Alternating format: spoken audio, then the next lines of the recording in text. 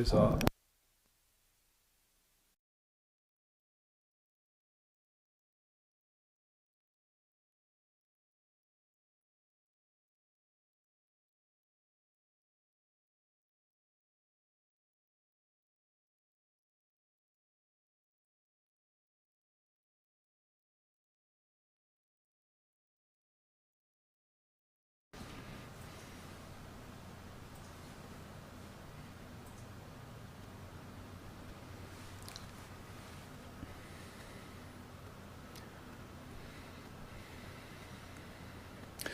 Om Agnir Murta Chakshusi Chandra Suryo Vishaha Shrotri Vak Vivritasha Vedaha Vayu Prana Hridaya Vishvamasha Padbayam Prativihi Sarvabhutan Taratmam Om Shantihi Shantihi Shantihi. Verily that all-pervasive divine presence is the indwelling divinity in all beings. Fire is its head, the sun and moon its two eyes. The revelation of Scripture, its cosmic mind. The universe is its heart, its arms and legs are the four directions. Wind is its breath, music is its voice. And from its feet the earth has originated. Om peace, peace, peace.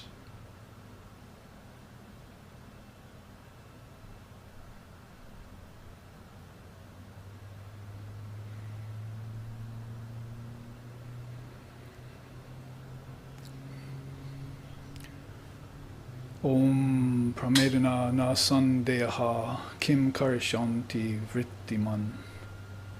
Udpadyante viliyante budbudascha yata jale. Om shantihi shantihi shantihi.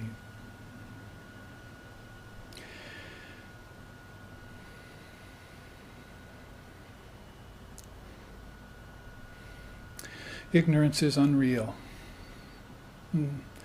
Thus, how can it cause any real doubt?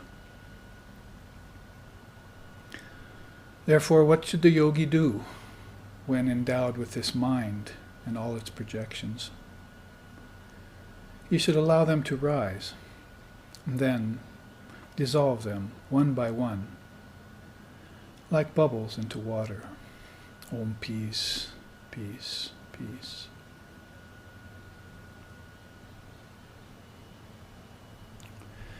Om Sahana, Om Sahana Vavatu, Sahanau Bhunaktu, Sahaviryam Karvavahai, Tejasvi Navaditavastu Ma Vidveshavahai.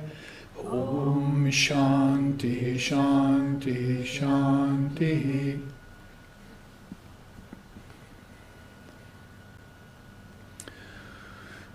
May Brahman protect us. May Brahman sustain us. May Brahman illumine our thinking process. May we not find fault with the world, with the teachings, or with each other. And may what we study be a source of inspiration to us eternally. Om peace, peace, peace. May peace be unto us, may peace be unto all. Om Hari Om.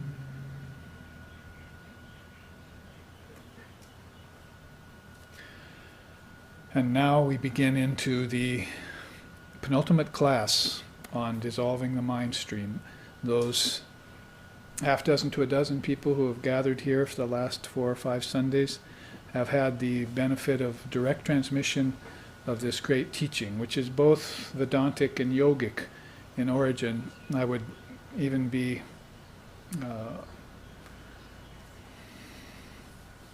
venture to say that maybe it's also very tantric in origin, that beings in India from time out of mind have always looked at the appearance of things, which was eventually come to be known as Maya, things that took on took on a name and took on a form, and things that cause us karma, cause and effect, and that conjure up the idea of time and space in our minds. That's Mike, all of that. It's fivefold again. And as most things, teachings you'll find in India, the quintuplications are very important. So, considering that beings have rendered sets of fives that we've been talking about, on the outside, they're basically two sets, 10 and 10, and on the inside, 10 and 10. That might as well represent your left and right hand and your left and right foot, or the left and right hand and left and right foot of the Vishvarupa form and the Virat form together. We were talking about that last week, and we'll have a teaching on that today. But those 20, which you can easily then remember because you have 20 digits on your body. So if you can remember those 20 digits in accordance with your 5 gross elements, your 5 gross senses, and your 5 subtle senses, and your 5 subtle elements, which are happening to you, say, in dream state, then you've got a good start on the 24 cosmic principles, and you can call them to mind and meditate on them fairly easily. Even somewhat randomly, if you want. It doesn't have to be in perfect order. It's nice to know it in order from gross to subtle to causal, because eventually when you get to the dream state awareness and the deep sleep state awareness, those things are subtle and causal. They're the other two worlds that we're not seeing, hearing, tasting, touching, and smelling here. Yet they are suggested in everything that we use the senses for. Even, say, tasting something is not something you can see, is it? So even the sense of taste is subtle. You can't see a fragrance on the wind, so the sense of smell is subtle. So all these subtleties inside of you are suggested by what's outward. From the infinite, the finite has come, as our chant, our peace chant says, Purnamadaha Purnamidam. So anyway, in that regard, in order to, and I'm saying this in regard to a question that a student had last week after class, how do I practice the dissolving the mind stream meditation? And I told her it helps to start with Sankhya Yoga and knowing the 24 cosmic principles. All the great souls have known that, and just knowing that is why they come back consciously, and other people don't, because you can look at the 24 cosmic principles as stations that you occupy. Consciousness comes to occupy a station. Some of these stations are like, say, metaphorically speaking, cities or countries on Earth. Some of these stations are satellite stations that are not on this Earth. So the gross and the subtle, if you, as we were talking about before we started this class, take account of them, acknowledge them, then all of a sudden they appear. It's like one of those pictures where, you look at it one way and you don't see the hidden, I forget what they're called, the hidden aspects of it. But then, you keep looking at it and all of a sudden hidden aspects of the picture come out. They were always there before, but you just didn't see them in the particular way you were looking at that piece of art. But there were some inner suggestions that were subliminal, they call, that were put in there on purpose. And then, oh, I see now, you see. So it's sort of like that. If you don't keep account of the 5 elements, even something as gross means, outer, external, as the 5 elements of earth, air, fire, water, and ether, then you lose track of them. You just wander about in them, and you just take them for granted. Is a good term in English. So they might as well sort of disappear from the painting of your mind. You don't really see them anymore. You just see mundane life. You're moving through trees, and you go sailing or whatever you do, but you're not looking at these 5 pancha mahabhutas. They're called. They're not called the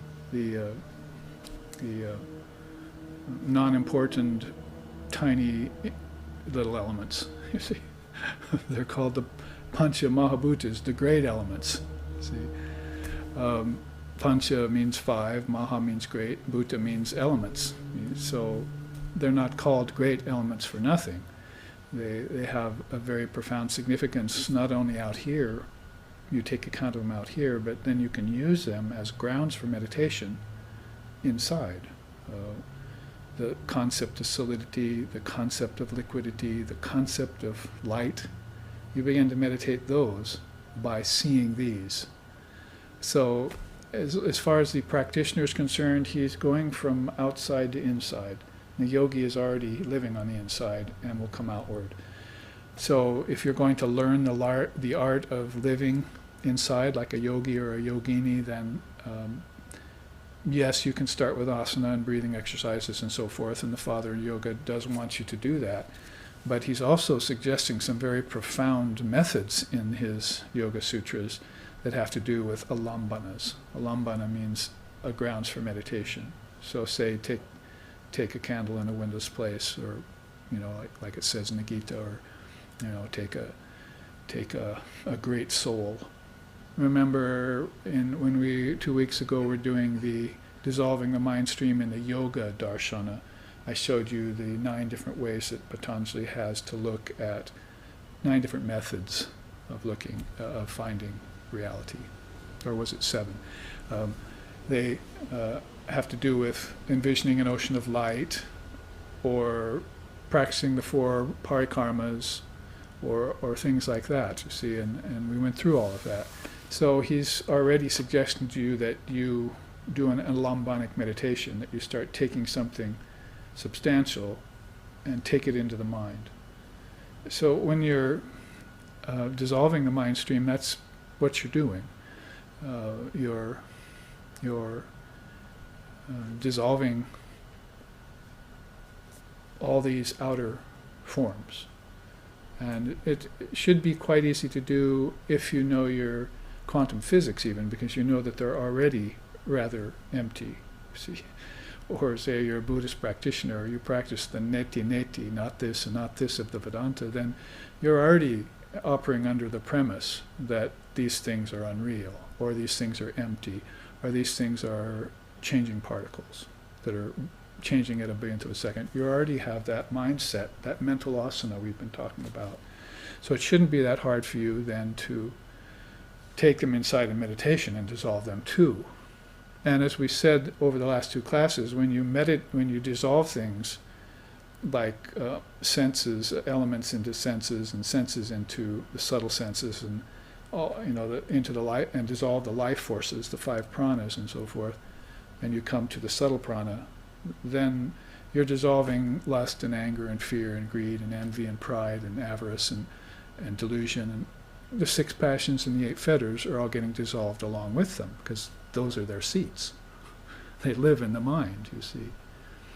And senses and elements, you wouldn't say they have desire in them. They have to get desire from somewhere else. Somebody wrote me just yesterday and asked that question about how the senses have desire and all that. And I said, well, actually speaking, the desire is part of your subtle body, not a part of your gross body.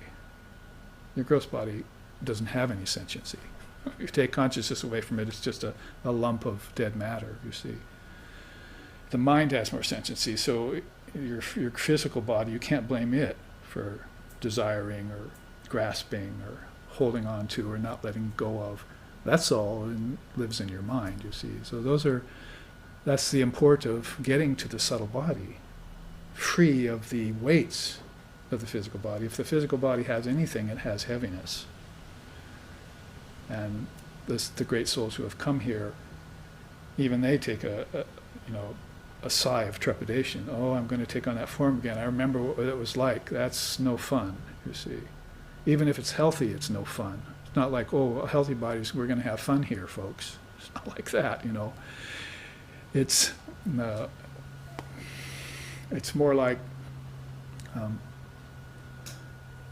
we will have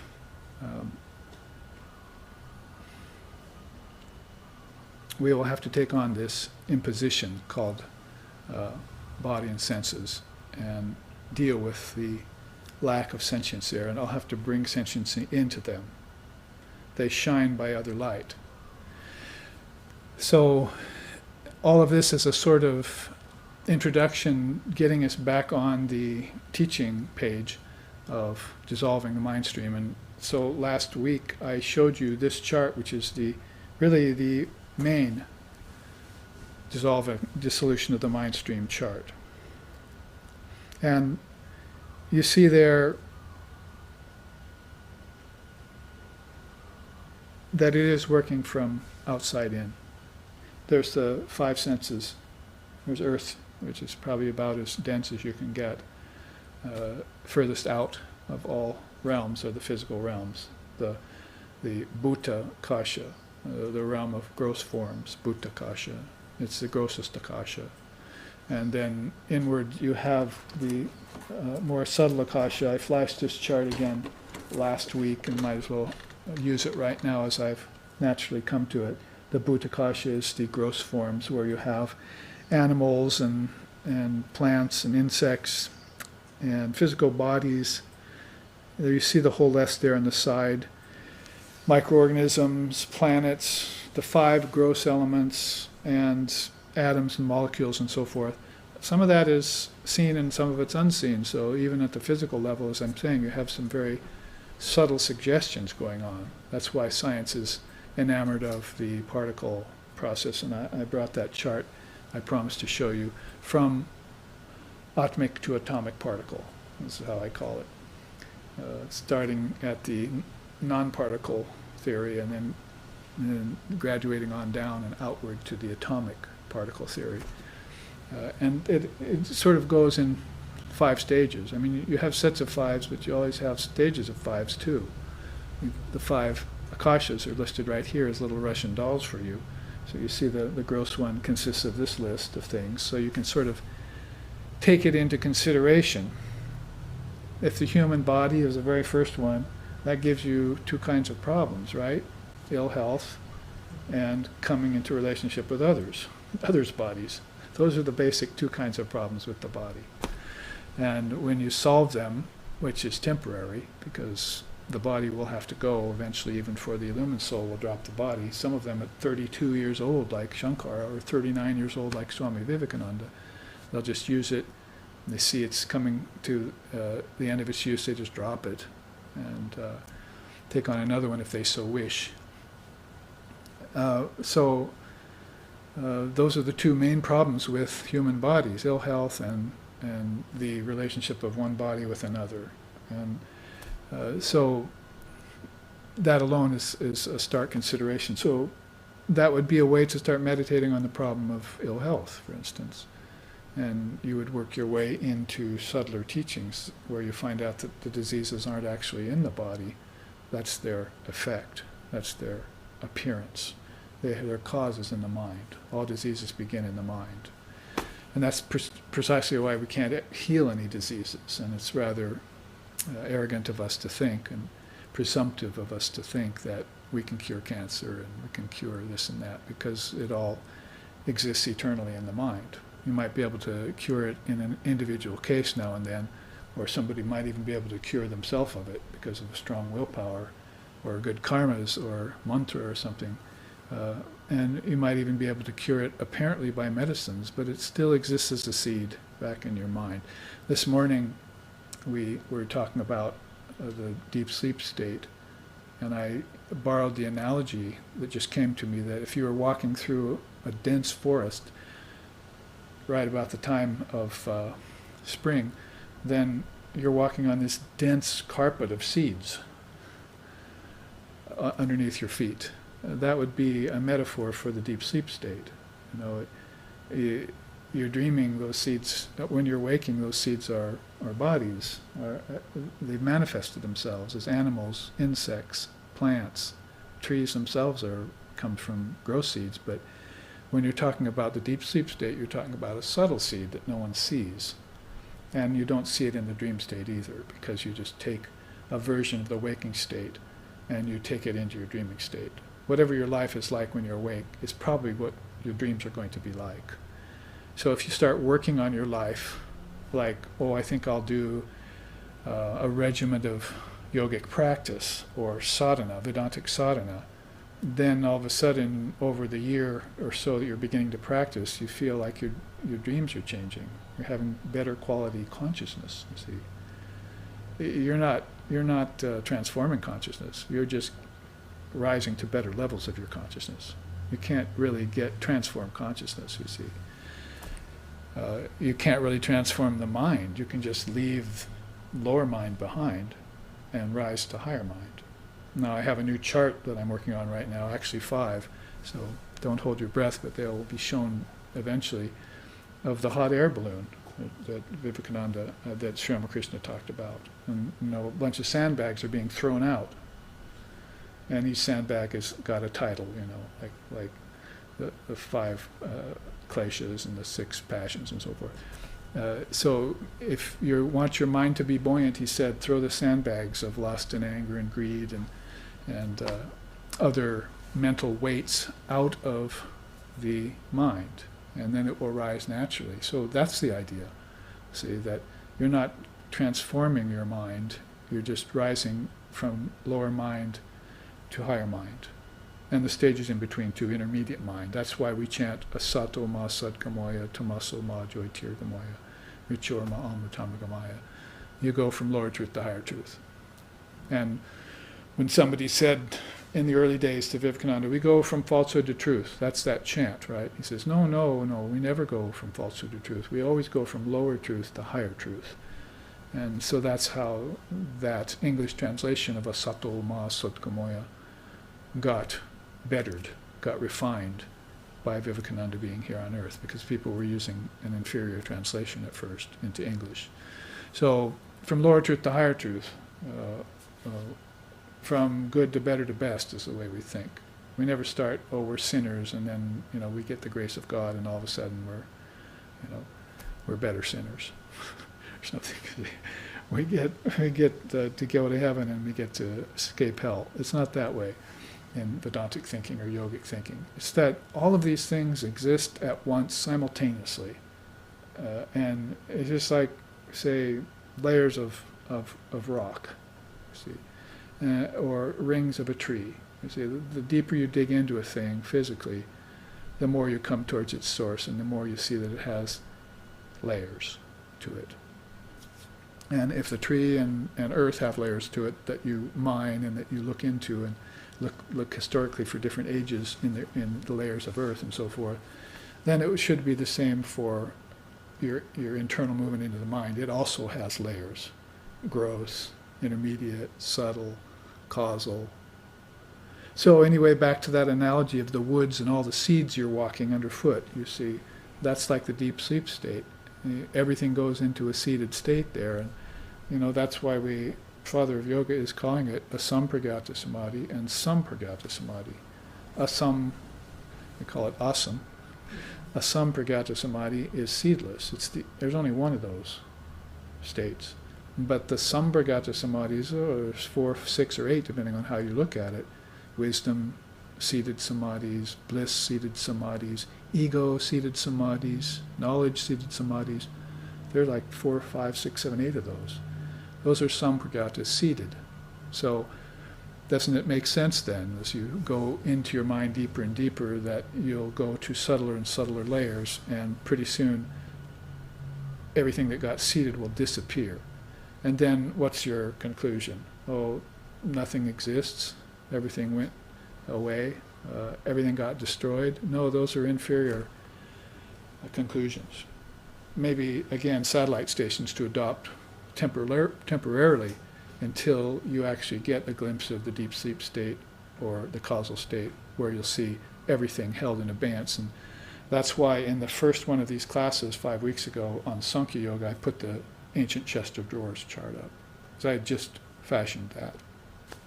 And we saw how Mother has 3 drawers in that chest, and one's gross, the gross world, and one's the subtler worlds, which would be a combination of this and that, this doll. And then one's a causal world, see. So this chart shows us another quintuplication, the 5 akashas. And when you're talking about dissolving a mind stream, then you're talking about, when you look at the 5 elements and the 10 senses, 5 of each, and then the 5 tanmatras and the 5-fold prana, then you're pretty much talking about these first 2 akashas. Second akashas, you notice basically the ancestors listed there. And this is a vibrational particle, see, which I'll show you in a minute. But basically, when you're looking at it as an akasha, that akasha means space, or ether is the gross space. But when you replace the word ether with the word akasha, then all of a sudden you have a way of explaining 5 layers of your mind, just like you need to explain 5 layers of earth as you dig down into a stone wall or do an excavation. You're getting into different layers of past history. And in the same way, when you start digging into these subtle layers of prana, then you'll find there are 5 of those too, 5 pranas, and you're beginning to see a spiritual history, a spiritual timeline that begins to even transcend time, because in dream, time is very precarious, isn't it? It's there and gone. That's probably because sometimes you're leaving the realm of dream and dipping into deep sleep, and then coming back to dream and dipping into deep sleep throughout those few hours that you're asleep at night. So you're shifting, your consciousness is shifting between different levels of awareness. And then it will come to waking, you see. And then maybe, oh yes, waking, and then I'll go back to sleep, you see, and dream, or go straight to deep sleep state. So it's having these experiences of waking, dreaming, and deep sleep all in an 8-hour period, if you're a heavy sleeper. If you're a yogi, in a 3 or 4 hour period, because yogis don't sleep very long. In fact, one of the direct disciples of Sri Ramakrishna said, if you sleep 3 hours a day, then you're a worldly person. He was sleeping like 1 or 2 hours every 24 hours. So not only is that a yogic feat, and then we can talk about that in terms of needing less food and less air and less sleep and so forth, but another aspect of that teaching is that time goes away. So you'll find that time becomes very malleable and very truncated in your next ether, in your next akasha. And you'll see with the beings that are there that you may see in your subtle state of your mind at night when you sleep. You might forget some of them, you might remember others. I can attest to it because last night I was dreaming about my guru, Swami Sheshananda, and he was doing some really funny things. And I had some of you in my dream with me. And at one point he fainted away and we thought he had left the body. And then I went to him and picked him up and he hugged me and we started dancing.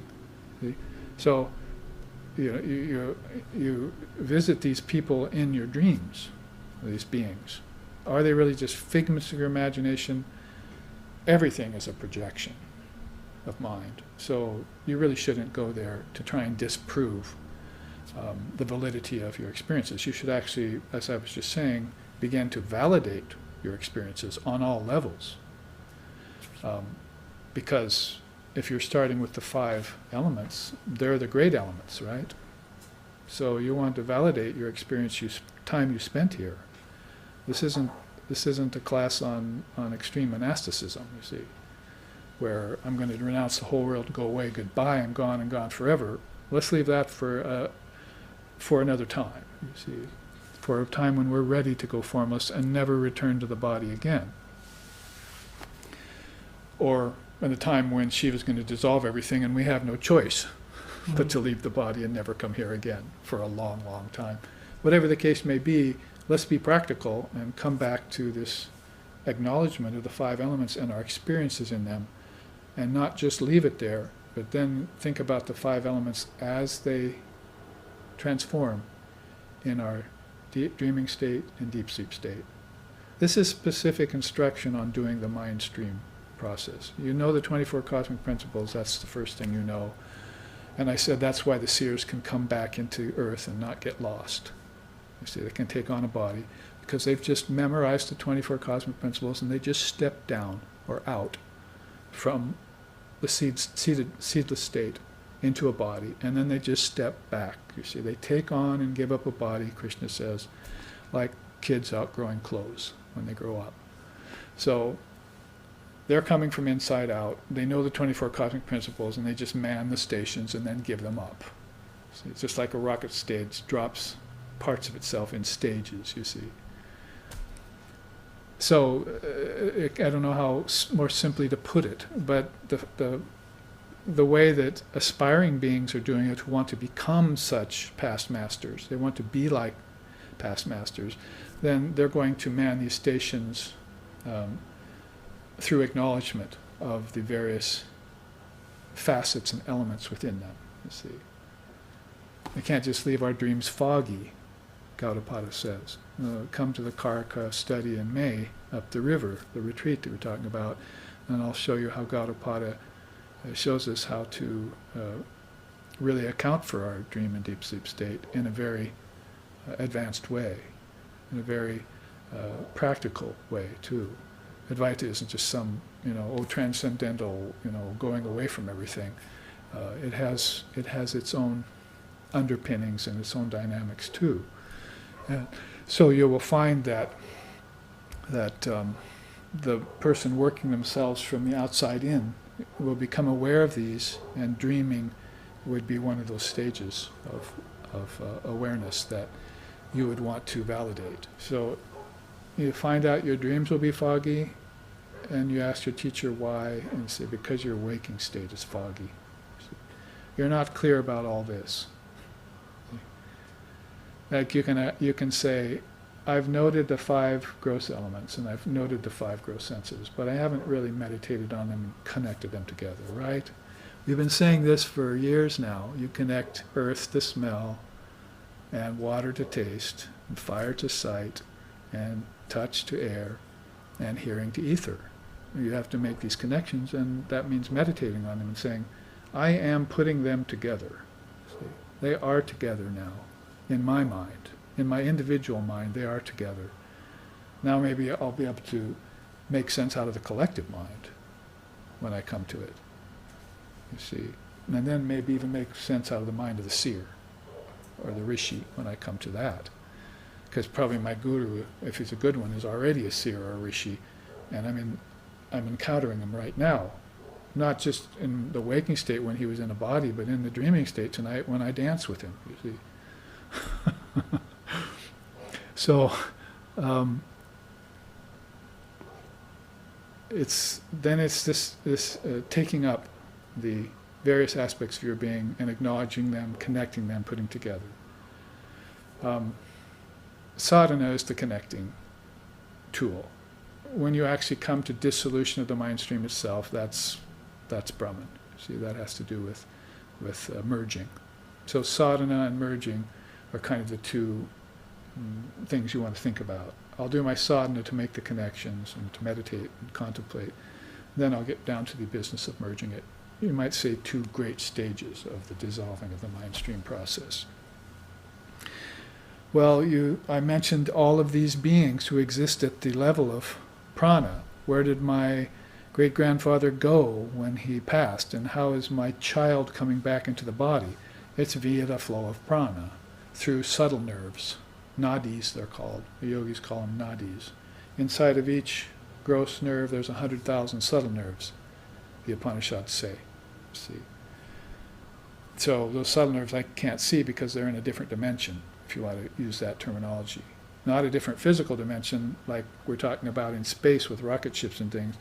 In an internal dimension called the kingdom of heaven within you, my father's mansion has many chambers. So those chambers are inside the subtle network of nerves, and prana is helping me, is my vehicle to move there. I'm doing it in dream tonight. Why can't I do it in meditation with my eyes wide open, you see?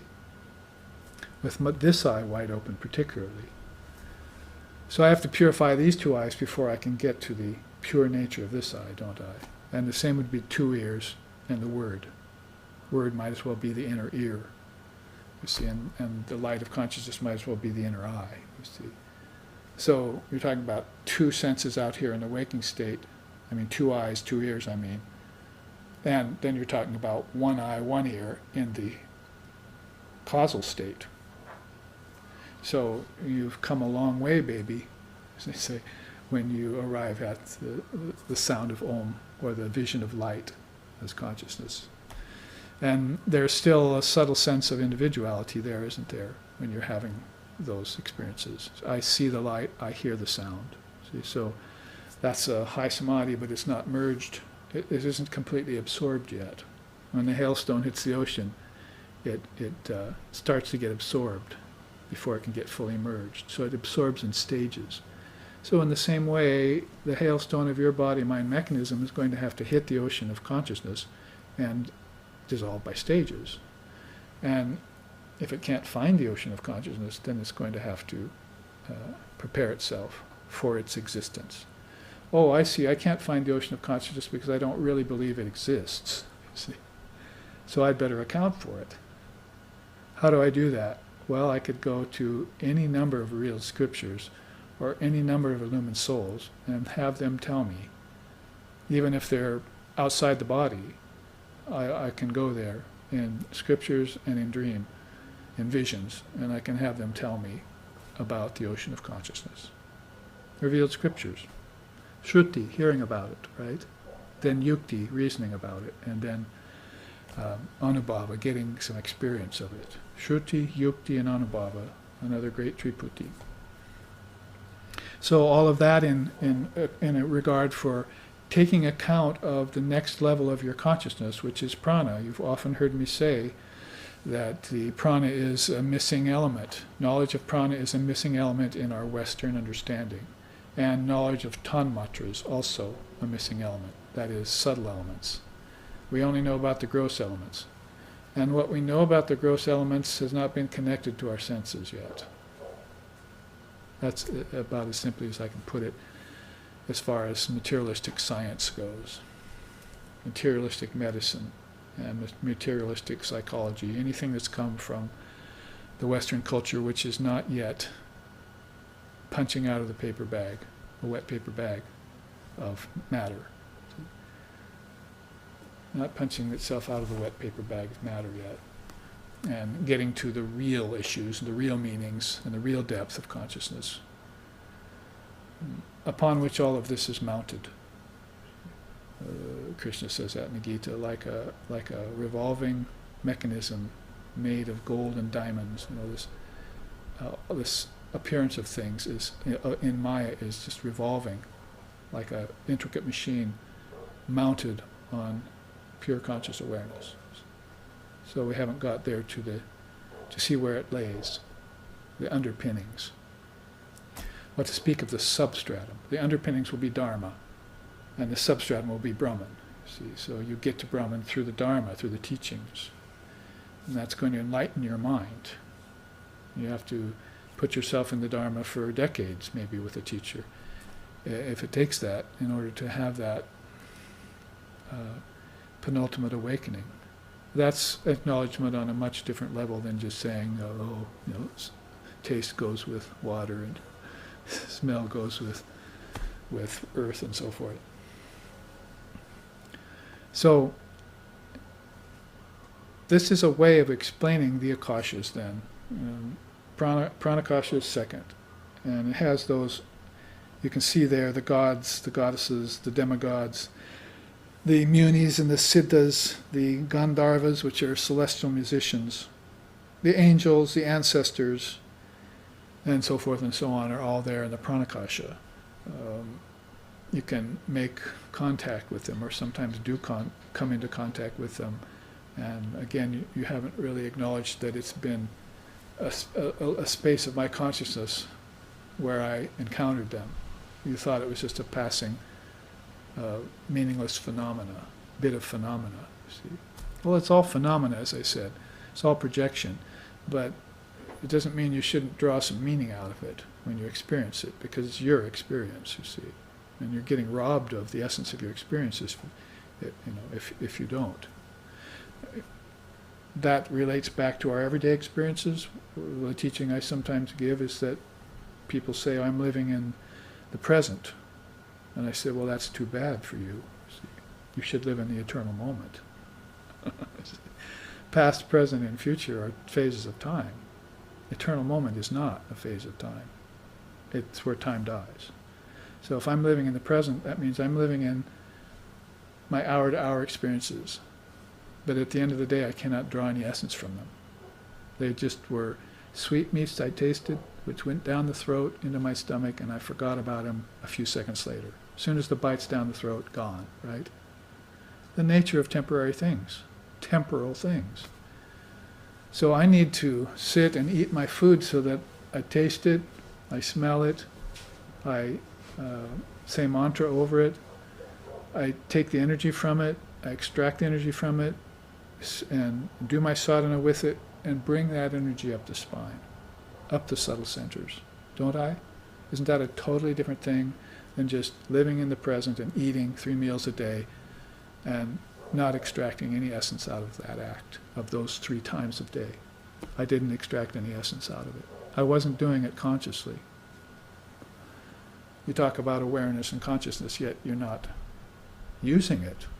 You're not bringing it to bear on your experiences. So that's living in the present moment.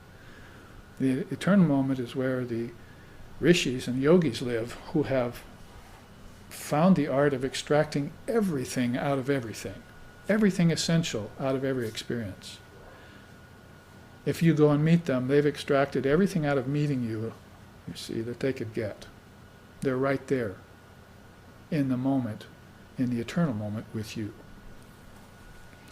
If you go see a Zen Roshi and have tea, or you go have darshan with a great soul, or you have a pastoral visit somewhere with some person that is a priest or a swami or a roshi or tulku, or some of these beings that know about spiritual life, then it will have a marked effect upon you. It won't be one of your everyday run-of-the-mill experiences, will it? You'll remember that. But the other 100 or so experiences you had during that day, they get forgotten, either right away or in a few hours or the next day. They're gone. Why does that one thing stick? You see, because it was done in awareness. And it made an impression on your awareness. So dreams will be the same thing for you. They will begin to have their effect on you when you render your your waking state lucid. Then your dreaming state will become lucid. Everything will have meaning. See? You won't have that mantra anymore. I don't know the meaning of my life. What's the meaning of my life? Because you're not practicing the art of meaningless anymore. Meaninglessness, you see. You've switched to the art of extraction of meaning, you see. Everything to you has to have meaning, and you won't settle for anything less. Then you're getting satisfied. It'd be like the difference between, having a fully organic vegetarian meal for dinner and having cotton candy for dinner. See? What kind of substance can you get out of a meal of cotton candy, you see? And what is going to turn to acid in your bloodstream, poison, basically, not just on the physical level, but on all the other levels that depend upon physical food while you're in the body. So you're going to have that specific penchant for extracting essence from your experiences. It's one of the teachings I've been bringing forward in this context. So if all is Brahman, everything is sarvosmi, sarva, all this is, sarvam kalvidam Brahman, I am that Brahman, all this is Brahman. And those are statements that when we say them, we're going to have to prove them. We're not going to just say them and then, forget them like other experiences. They have to be proven. And this is one of the ways that you can prove them, by concentrating on the levels of your own being. If you just concentrate on physical space, then you're pretty much into matter, and that's it. But if you start meditating on your prana, your life force, you've entered the realm of these beings, gods, goddesses, demigods, ancestors, spirits, souls that have passed and are exchanging places with you, beings that have gone to the next level of awareness and probably haven't made it any deeper than that. So if you go deeper, then it's where you get to the space of thought. Notice that this is the space of objects, this is the space of life force, and this is the space of thought. And this is where you're getting to, the lower heavens and the higher heavens. They sometimes say, well, you could just call this, the lower mind and higher mind. Lower prana and refined prana. however you want to put it, you can make a case for those assignments. So you can see there when you get to the space of thought, you're in the authentic area of your mind. This is thinking consciousness. We just chanted at the beginning of this class, may Brahman protect us, may Brahman sustain us, and may Brahman illumine our thinking consciousness. We say that before class all the time. So our thinking consciousness is that manakasha, sometimes called chittakasha. Mana means mind, chitta means space. So it's the mind, chitta means thought. So mind and thought complex. It's your antakarana. See, your antakarana on the dissolving the mind stream chart is here. You see, after you've dissolved 5 elements, 10 senses, the 5 subtle elements, 5-fold life force, and the 4-fold mind, your antakarana is there. You're going to dissolve that into the cosmic mind. So this is your mission. This is your mission. You could take a copy of this home, and when you took it out, it's not going to dissolve and crinkle. See, your mission impossible. See, this is your mission for all of time. You've got to keep this, as one student just told me. Oh, all of that's already here in my mind. I said, well, that's because the chart has been seen. It's a part of your memory. I remember when I memorized the verses of the Song of the Sannyasin by Vivekananda. See where he starts out. Wake up to note the song that had its birth far off, where worldly taint could never reach. That beautiful poem. See, that I actually memorized it in 2 ways. I memorized it as a flow of words, and then I memorized it as a look on the page. And by putting that second aspect of memory to it, if the flow of words, as quite often happens to the mind in relativity, all of a sudden blanked out on a few words and you couldn't put it together, then you just say, where's the page? And you call up the vision of the page, go to that verse, look at it, oh, I remember. You read the subtle book that's in your mind. And that's going to take a strong memory, But now you flash forward to Vivekananda in 1800s when he came here, 1893, and read the encyclopedias and caught up with the earth. He'd been gone for like 1,000 years probably since his last lifetime. And then he said, I have to catch up with what humanity's been doing here. So he read the encyclopedias. In a few days, he shut himself in a room at one of his friends' house, Western friends. And this friend asked him, can you really say you read the whole thing and do you remember it? He said, yeah, I just speed read it and it all sticks. I memorize. So that's part of that prodigious memory thing, is that you have so much consciousness in a being like Vivekananda that if he puts his mind and eyes on anything, it's like a photographic memory. But it's better than a photographic memory in his case. It's sutradhara. There are some beings who are sutradaras that they have studied the scriptures so long, in so many lifetimes, and been adepts at that for so long that they don't have to study when they come to earth. We're all busy, poring over our books and so forth. Oh, give me the essence of the revealed scriptures. Great, good for you, because at least you've made a start on becoming sutradhara. But these beings are past masters at it, and their mind is a scripture. In the Quran, for instance, beautiful, the words of the Prophet Muhammad, peace be upon him, flow across my mind in letters of molten gold, is how the Quran puts it. The words of the Prophet Muhammad, peace be upon him, flow across my mind, the interior mind, like in letters of molten gold. See? That's not going to go away. You see, this out here can go away, books can go away, paper can go away. And actually, that's why you want to dissolve things consciously. Because when you dissolve things consciously, then you get to the essence of memory. Smriti rupena samstita, namastasya, namastasya, namastasya, namo namaha.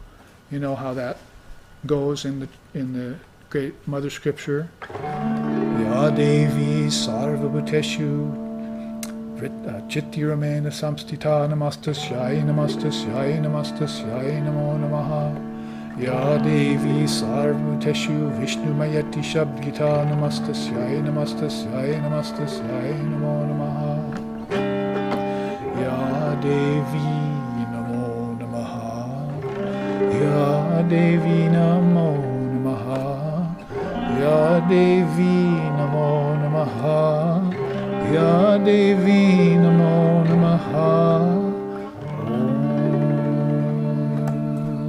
And it goes on and on. Ya Devi Sarvabhuteshu Buddhi Rupena Samstita. Lajja Rupena Samstita. And all other Sanskrit words that you can plug into that verse. O Mother of the Universe, you exist in all beings as refined memory. That's the verse I was thinking of when that came to my mind. Smriti Rupena Samstita. Samstita, steady. You exist as steady wisdom in the minds of all beings as retentive memory. Retentive memory, memory that doesn't go away.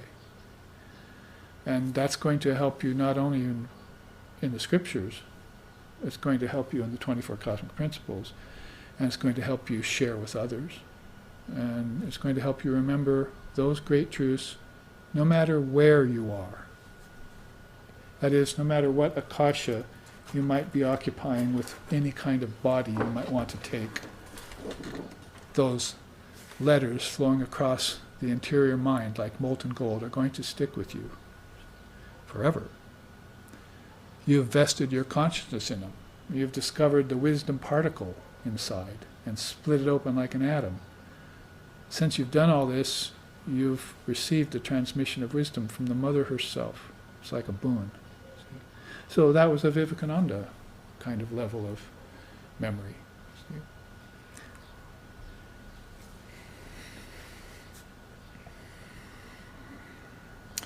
So a little bit about the space of thought in which that space of memory is going to be tucked. You see, and you can see the beings there. Seers are there, rishis are there, Mahatmas, Avadhutas, sages, Arhats, which was the name for the Buddhas in the early days when he was still alive, yogis and manus, the four great manus. Krishna talks about them in the Gita. The 7 great rishis and the 4 great manus have come from my mind, he says. So these are great souls, authentic souls, primordial soul, mind-born children of the great Krishna, you see. They're there for good.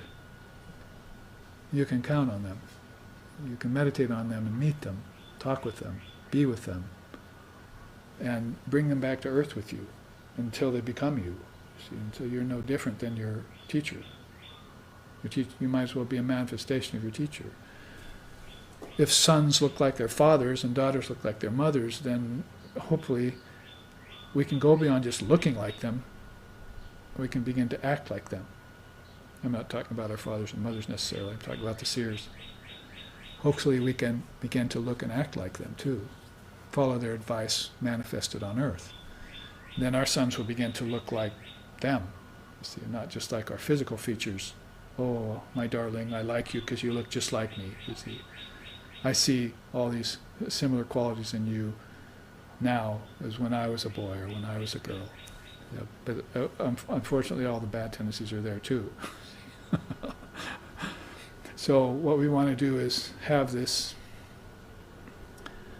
mental physiognomy, if you want to say so, some subtle record that you can call on. You see, you took on the features of your body when you came here, and you got attracted to your parents before you got in the fetus as a transmigrating soul, and you picked a couple of your birth, you see, and then part of that was done on the appeal of your attraction to the way they looked, you see, the way they were, their atmosphere. Like attracts like. So in the same way then, if you go into the subtle akasha and the deeper akasha, then you will find that these beings,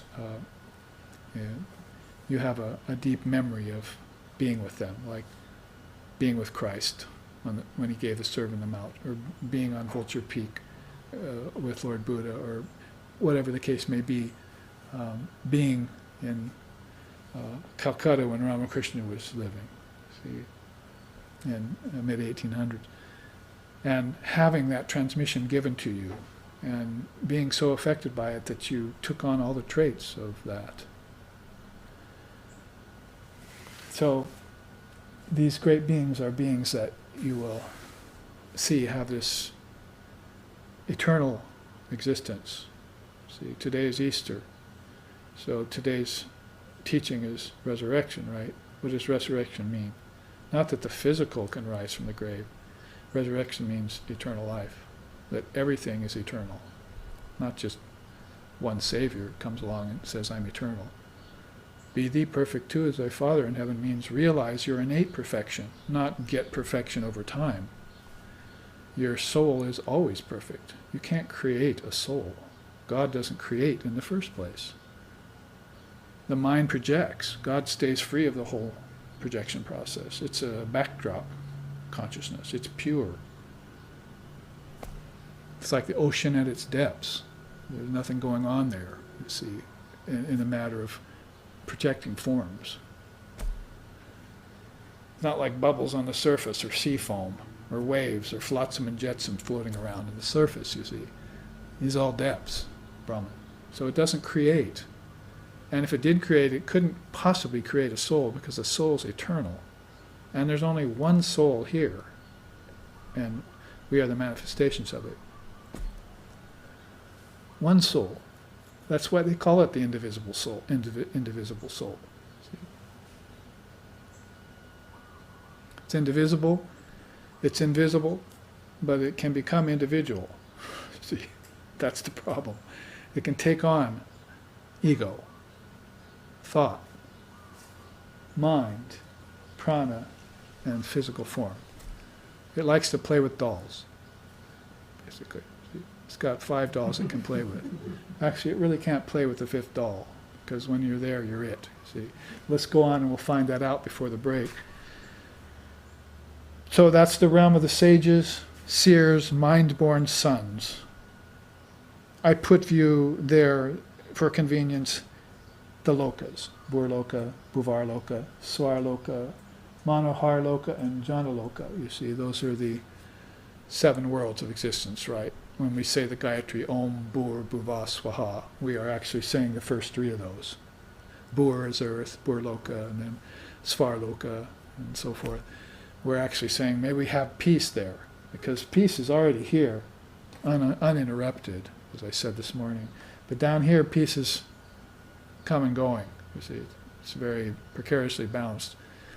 To have peace on earth is an impossibility physically, because everything's at war here. You might have noticed. This is war. The Quran was set in war. The Gita is set in war.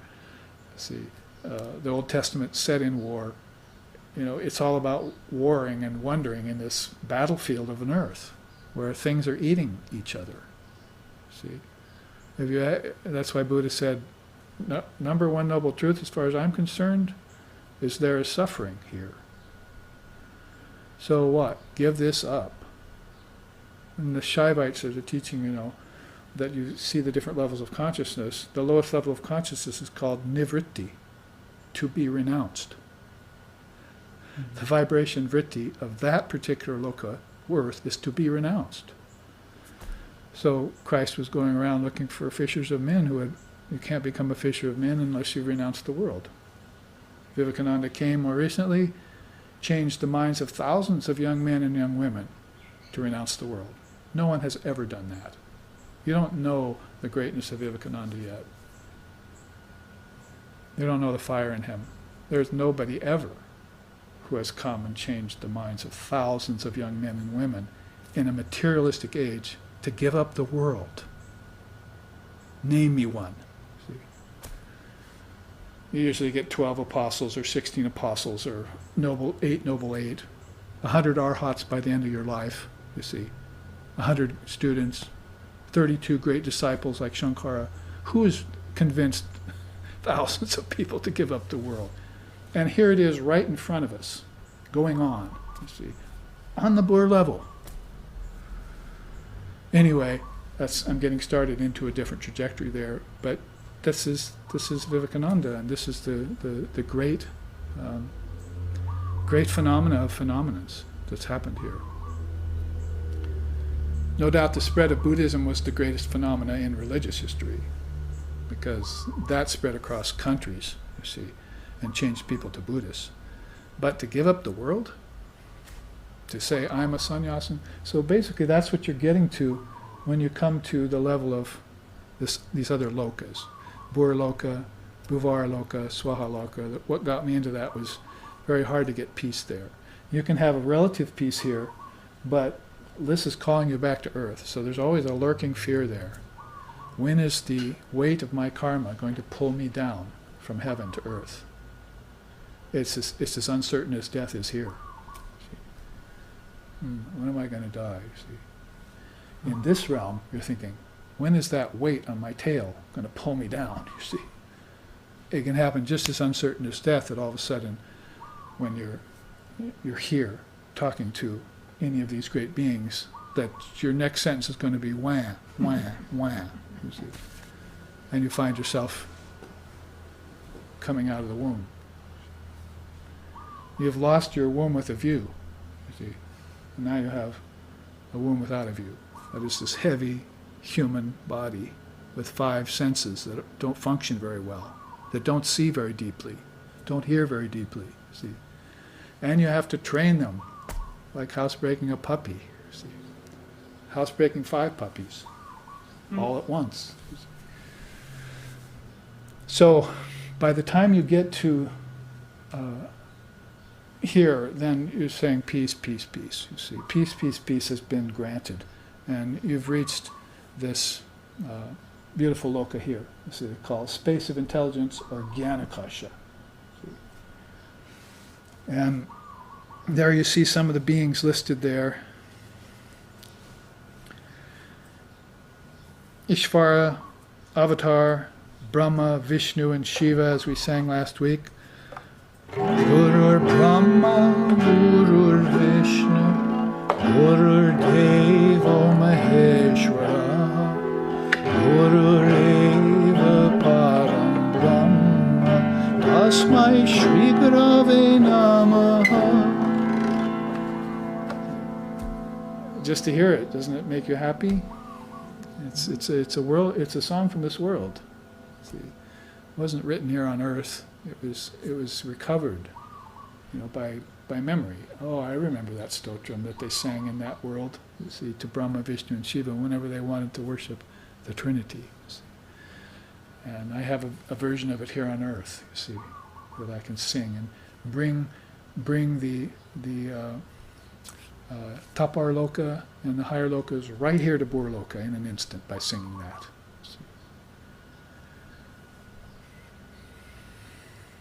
As if these are not 5 separated dolls at all, but they all really do fit into one another perfectly nicely.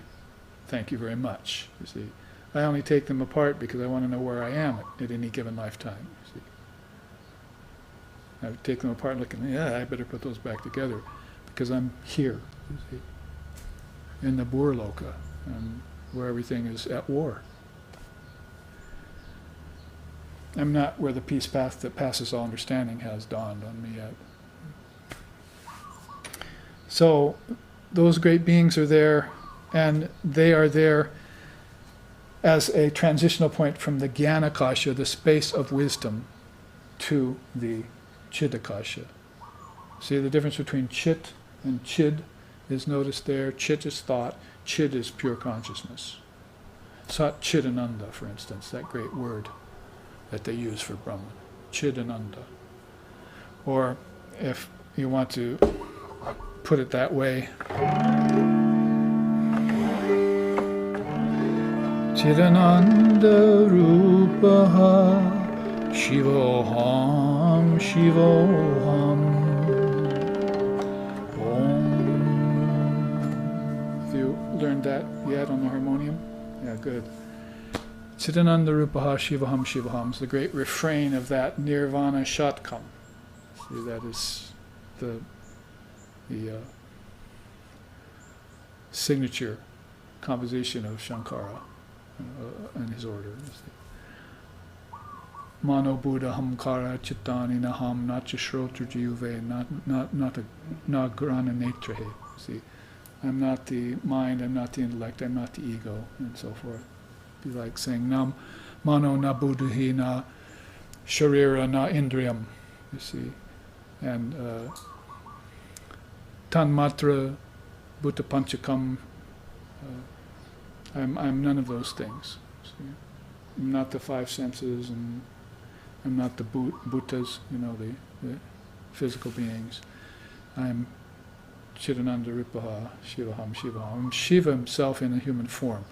And that attitude is going to be most salubrious for me. It's going to be the greatest, it's going to be beyond healing. It's going to take me away from the duality of disease and healing and show me my true nature as pure conscious awareness. So that's what the topic or the land or the loka you're broaching when you come here to the Brahma Shakti combination, you see. There you'll find this nothing but Brahman. The particles have all dissolved. Sugar cube is gone into sweet liquid, if you like your tea. And there's nothing but one homogeneous mass of pure conscious awareness, you see, as they say. So let's read a couple of these quotes, and we're becoming closer to our break time. So, like 5 Russian dolls of diminishing size, which neatly fit or nest inside of one another, all ending up as one all-inclusive unit, similarly do the 5 atmospheres through which name and form manifest all reside within each other. From causeless to causal to subtle to gross, all holding multiple dimensions, countless worlds, and myriad beings. Is how I put that together when I wanted to create a quote or a sloka about the 5 akashas. Really, it's kind of a signature teaching of yoga of Lord Vashishta. See, he was accenting the teaching of the 5 akashas way back in Sri Ram's time. Sri Ram is one of the oldest of avatars. We like to sing about him because his birthday was recently, last week. And Hanuman's birthday was thereafter. So both Ram and Hanuman, of course, like-minded souls, fall in the same time period. In fact, that's the only holy day in this period. This month of April is basically Ram Navami, they call it, and Hanuman's birthday. Those are the main puja holy days. You'll find April has those 2 beings. And so we always sing about him. Namaja pane kyun chor diya Rama naam japane kyun no chor diya Rama Namaja pane kyun chor diya Krodana chora Jyotana chora Krodana chora, Jyotana chora, Sattavachane kyun chor diya Rama, Namajapane kyun chor diya Rama, Namajapane kyun chor diya Rama, Namajapane kyun chor diya.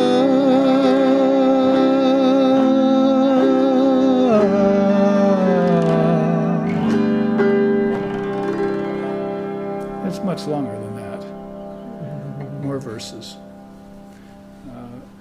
But we want to use this live streaming time for the teachings that Ram has given. So 5 Akashas was one of those teachings that Vashishta, Lord Vashishta, the very ancient and hoary old seer, was giving to the young teenage Ram.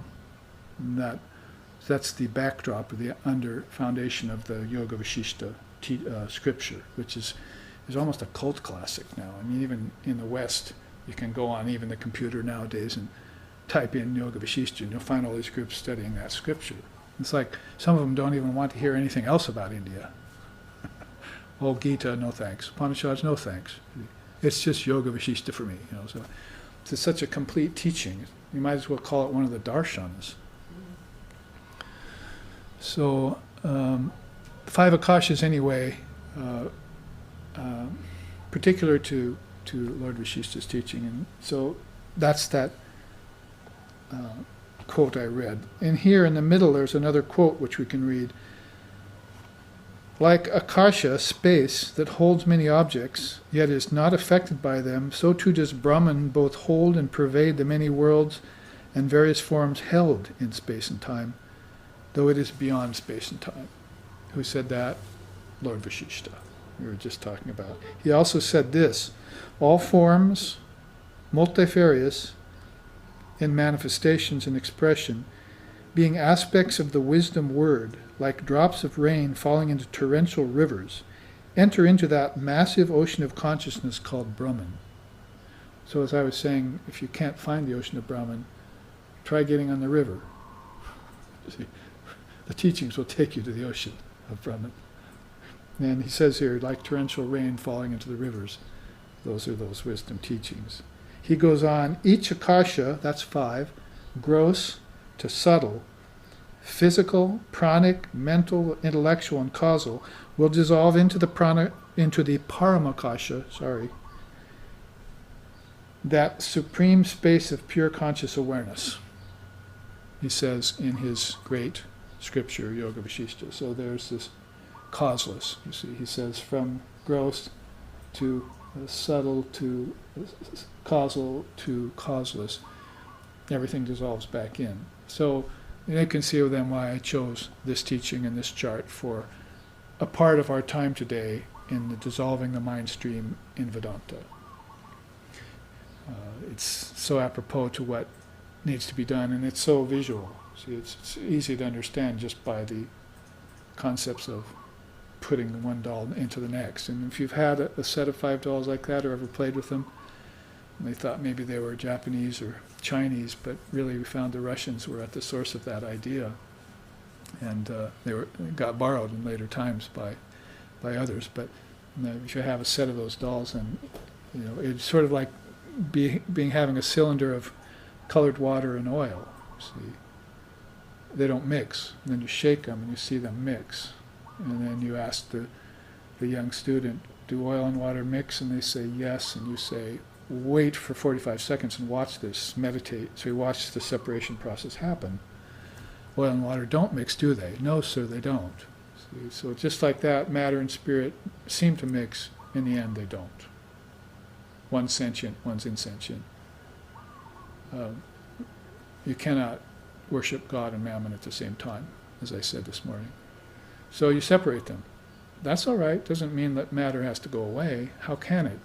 It's stored in the seated state. You see, it's stored in deep sleep state. Nothing gets destroyed. Nothing gets created, so it can't get destroyed. You see, everything is. So this is an Advaitic truth. And so when you contemplate truth like that, you become stable like Shiva. You have no more fears. You have no more trepidations. You don't brood anymore.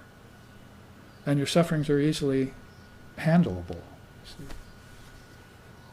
And deceptions and misconceptions, get thee behind me, as easy as a wave of your hand. I don't have any truck with that. See? Evil, I become intolerant of it.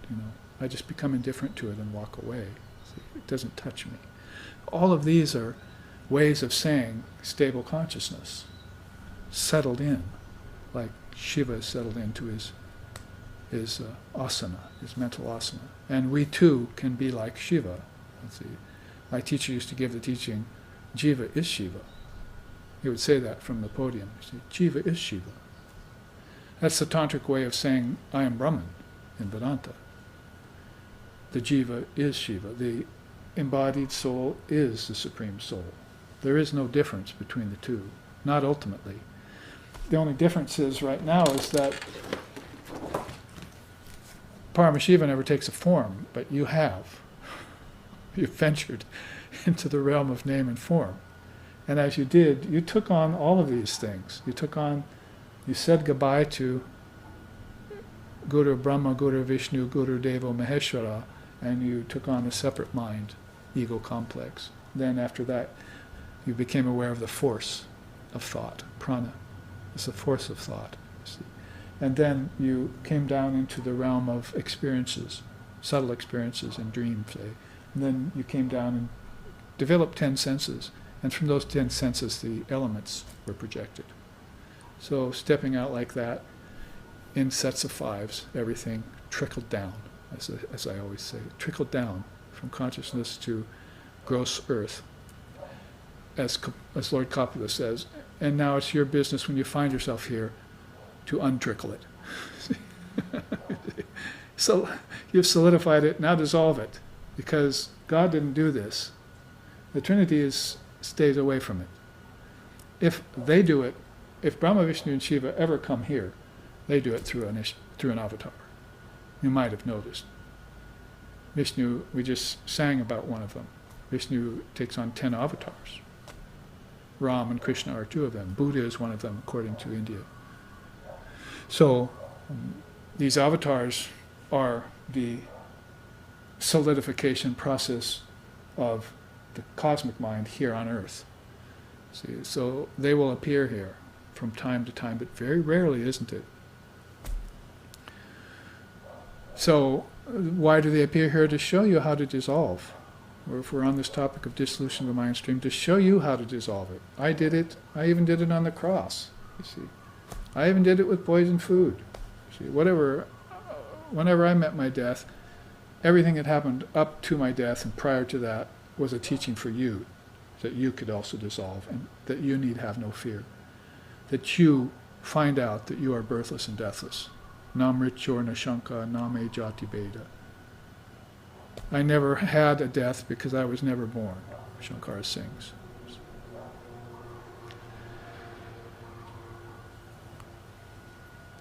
So then you can see again how one of the most important teachings about dissolving the mind stream is found in the 5 Akashas. But what is the ultimate teaching here? Is that the dolls are all one. In their natural state, they tend to not dissemble. You see, they don't need to be solidified and dissolved. They are always in a state of oneness. Innate, intrinsic. I'm trying to look for words, you see, in English, that mean anything beyond process. If something's innate, then it's its nature. If something's intrinsic, then it's its nature, you see. And the nature of Brahman is homogeneous, not broken into parts. And Brahman is also Atman. Your soul is also indivisible. So these are ennobling words, great thoughts coming from this realm. From this realm of the rishis, see, the great souls. If they take a form, it's to show us and remind us of these truths. And what's really happening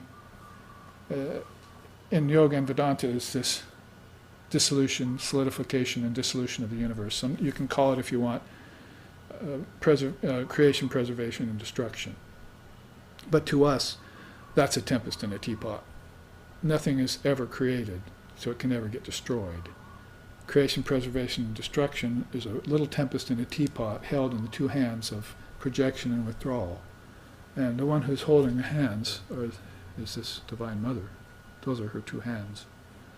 Brahma, Vishnu, and Shiva rest inside of her, the great Mother Wisdom. She's the purveyor of Om. So it's her word. And so we ended class last week looking at this chart. So I'm just referring you back to it so that you know the dissolution of the mind stream is put in this sense too. Earth, the 20 there, five of each, senses and elements, and also going into collective mind and into cosmic mind, you'll find the Trinity. From the Trinity, you'll come up against the Word, and from the Word, you'll come into her realm, Mahashakti. And she's purveying, you see, and she's also the doorway into Nirguna Brahman. We talked about that last week. All of this below her, from Om on down, is Brahman with attributes, with gunas. Everything beyond that line, into the causal and beyond, deep sleep and beyond, is Nirguna Brahman, without attributes. Say goodbye to form when you begin to see them, you see, because they have Om written on their hand, and Ram is holding out that to you and saying, I'm the last form you're going to see, brother or sister, if you merge with me. And you're going to go beyond the Son to the Father. See, I'm not going to hold you. If you want to use me as a doorway, fine. Just don't use me as a doormat.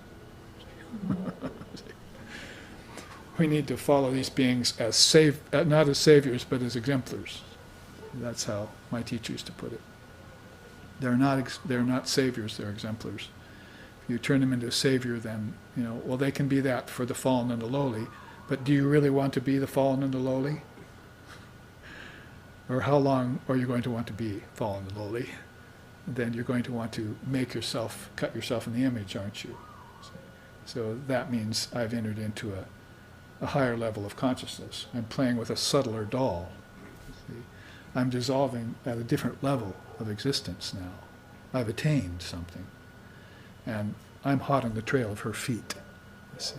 They sing that beautifully in those songs.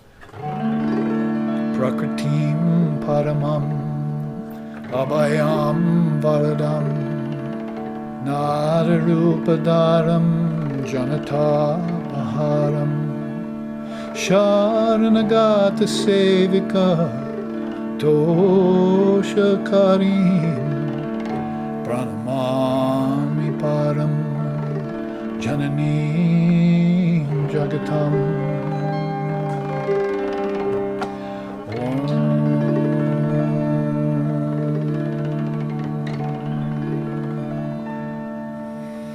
Jananim Sharadam Devim Ramakrishnam Jagadgurum Pado Padme Tvaye Shritva Pranamami Muhur. O Ramakrishna, teacher of all, O Sharada, goddess divine, in bosom holding those lotus feet, salutations to both ever be of mine. Is how Swami Abhedananda put it. He's one of Sri Ramakrishna's direct disciples who served her in his young life. Ramakrishna took him, his name was Kali, young boy. Kali took her to Holy Mother and said, this boy is pure, he will serve you well. So he actually got to serve Holy Mother as a young boy. So that's why I say, on the trail of her lotus feet, and then you'll find a lifetime where you will realize the grace of the Divine Mother. See? She's all grace. Laja patta vrittinicham sharada jnana daike papebhyona shadaraksha kripamai. Grace. Namostute. I bow because you've given me your grace. You see. Then my teacher came along and gave me another form of it in a mantra about you. See. In a mantra about the great master. See. So all of those things play into this wonderful level of realization, which again we need to acknowledge. What happened to me at the time of my initiation, mantra diksha we call it, or if you're a Sufi, taking hand. A Buddhist taking hand, or taking refuge in Buddhism, taking hand in Sufism, and so forth. Whatever religious denomination you prefer, whatever sadhana you take up, Mother's at the backdrop of that. And you will find your way to that Shakti or Shakina or Chit Shakti or however you want to call her. Let's say beings of different religions know something about that Divine Mother of the universe. So into her all of this can get dissolved. She'll make it an easier and a sweeter dissolution process for you. You need friends in high places, so that's why we advise Ishvara, or in this case, Ishvari. So I think that's enough to say about this particular chart, which we've taken in other classes before, just to refer your mind back to it. You can look at it in terms of the 5 Russian dolls, or as dissolving everything into the ocean of consciousness, and or in this way, looking at it in stages of gross, subtle, and causal into the formless state. And they're all valid and useful ways in which to remind the mind that that's its mission on earth. That's why you're here, is to learn this great dissolution process and be free. If you're a very powerful soul and you can do it like that, which is very rare, then you may tune out now. You don't need to listen to me. You're a master at dissolution already. But if you're interested in this, if there are things that are still bothering you, plaguing you, or keeping you from higher realization, because there are levels of attainment that are very sweet, but you always feel like there's something more to be had, you see. We asked the president, one of the past presidents of the Ramakrishna order, they interviewed him and said, do you feel like, you've reached this very high position? President of the Ramakrishna order is almost like being the Dalai Lama of India, of Tibet, you see. So he said, no, there's still more to gain. So being very humble maybe, but also maybe just being very truthful, that they used to call Sri Ramakrishna a master, and he'd say, don't use that word, please. Don't like that word, it pricks me like a thorn. Because it presumes that there's an end to spiritual growth. There may be an end to the body's growth and the end of all other things, but there's not an end to spiritual growth. Samadhi is just the beginning of spiritual life. How about that for a statement? One of his direct disciples, Rakal or Swami Brahmananda, said that. Nirvikalpa Samadhi is the beginning of spiritual life. Well, then I haven't even started my spiritual life yet, even when I've reached the Dharma. So maybe that's a little bit sobering, or a little bit telling on the infinite akasha of chid akasha within you that's boundless. And if you're released into it, Sri Ramakrishna said it's like a goldfish who's been in a bowl for years, all of a sudden released into a lake. How would it feel? That boundless freedom. I might even meet some other very powerful fishies, you see, in that lake, and have communion with them. Hopefully they won't eat me alive. But if they do, I'm just dissolved, you see, dissolved back into the ocean of consciousness. So we will look more at that, probably more at this level of that dissolution process after our break, and have a few more teachings and music indicative of that process, and a few other charts I brought, particularly the one about from atomic to atomic particle. I'll start there after the break. So for our live streaming audience, we will be back in about 15 minutes after we take some prasad refreshment here and regroup for the last half of this penultimate class on dissolving the mind stream.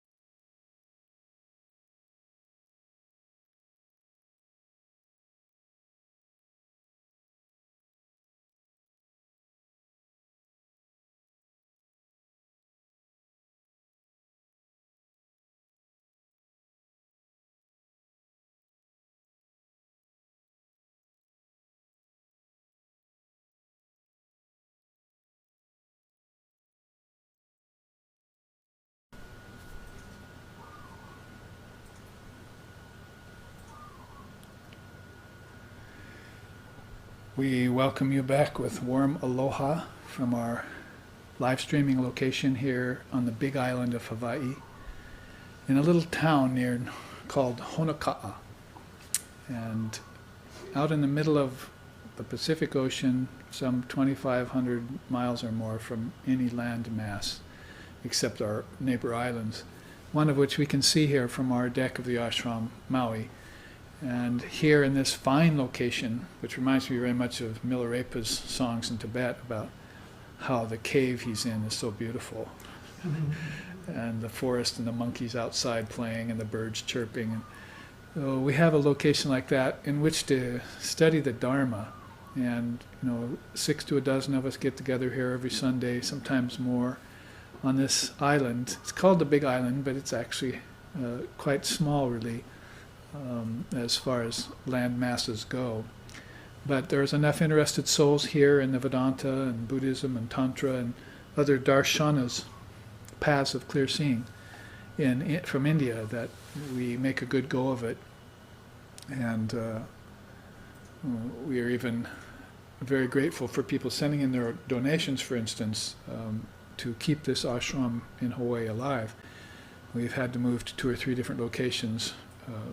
So we're always very grateful when we can broadcast teachings of the Dharma at least once a week, not only amongst ourselves, but to a live streaming audience. So with that cordial welcome again, we enter back into Dissolving the Mindstream class. I think it's the 5th one of the 6.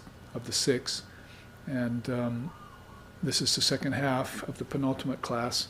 However, I was going to say that after our coming Dharma visit to the West Coast ashrams, SRV has ashrams in Portland, Oregon, and in San Francisco, that when we come back from that, we will probably, very likely anyway, go on with Dissolving the Mindstream in Buddhism, Dissolving the Mindstream in Om, and maybe a class called The Impediments That Get Dissolved in the Dissolving the Mindstream Yoga. Meditation practice, because there are those too that should be accounted for. And we could even do a class on dissolving the mind in Yoga Vishishta, in Lord Vishishta's teachings, which we were touching on today.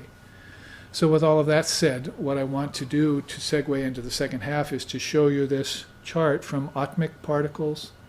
It's from atomic particles to atmic particles. It would be from atmic particles to atomic if you were one of the realized souls coming out of that stable position we were talking about, where you were in an all-knowing state. But when you came out and took on bodies, then you kept that knowledge of the Dharma with you all the way down to the physical body, and you were a living, liberated soul. It's called Jivan Mukta. You're a Jivan Mukta, you're a living, liberated soul. But since it's not the case with most people, we would say that the Atman is the same in the luminary as in the ignorant person. Same Atman, in quality and in quantity, but the degree of realization is not the same. Some people have totally forgotten their Atman, that is their indivisible self, and therefore they're taking this journey from outward in when they get their foot on the path.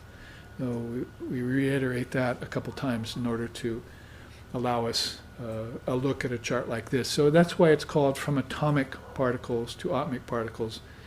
My idea here is that, you won't find any of this in one place in Indian teachings. This is my own composition, you might say, my way of pulling together suggestions of these teachings from other scriptures and other teachers of the past, and putting it into a more modern setting, because there are 2 things that people of the present time can understand if they begin to lean a little bit away from the physical toward the metaphysical, say, and one of those is particle theory, particles, and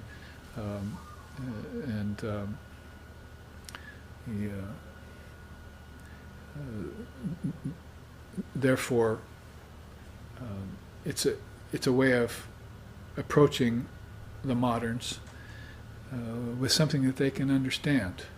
And The other one is vibration. The particles and vibration.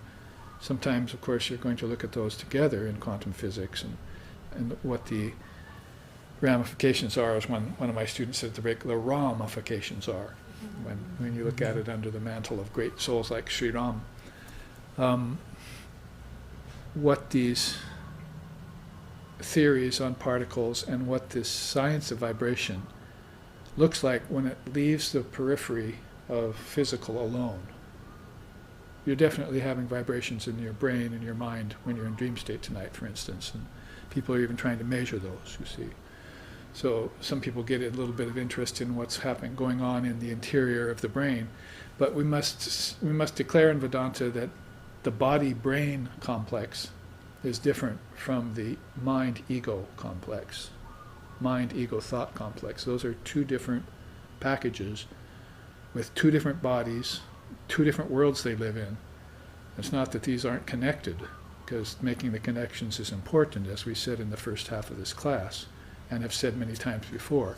But we must look at them separately, if for no other reason than to inform these people who don't understand or know about subtler things yet, that this is the way you could look at the way the seers, the saints, the rishis, the avatars, even the great thinkers have been looking at the kingdoms of heaven within for ages.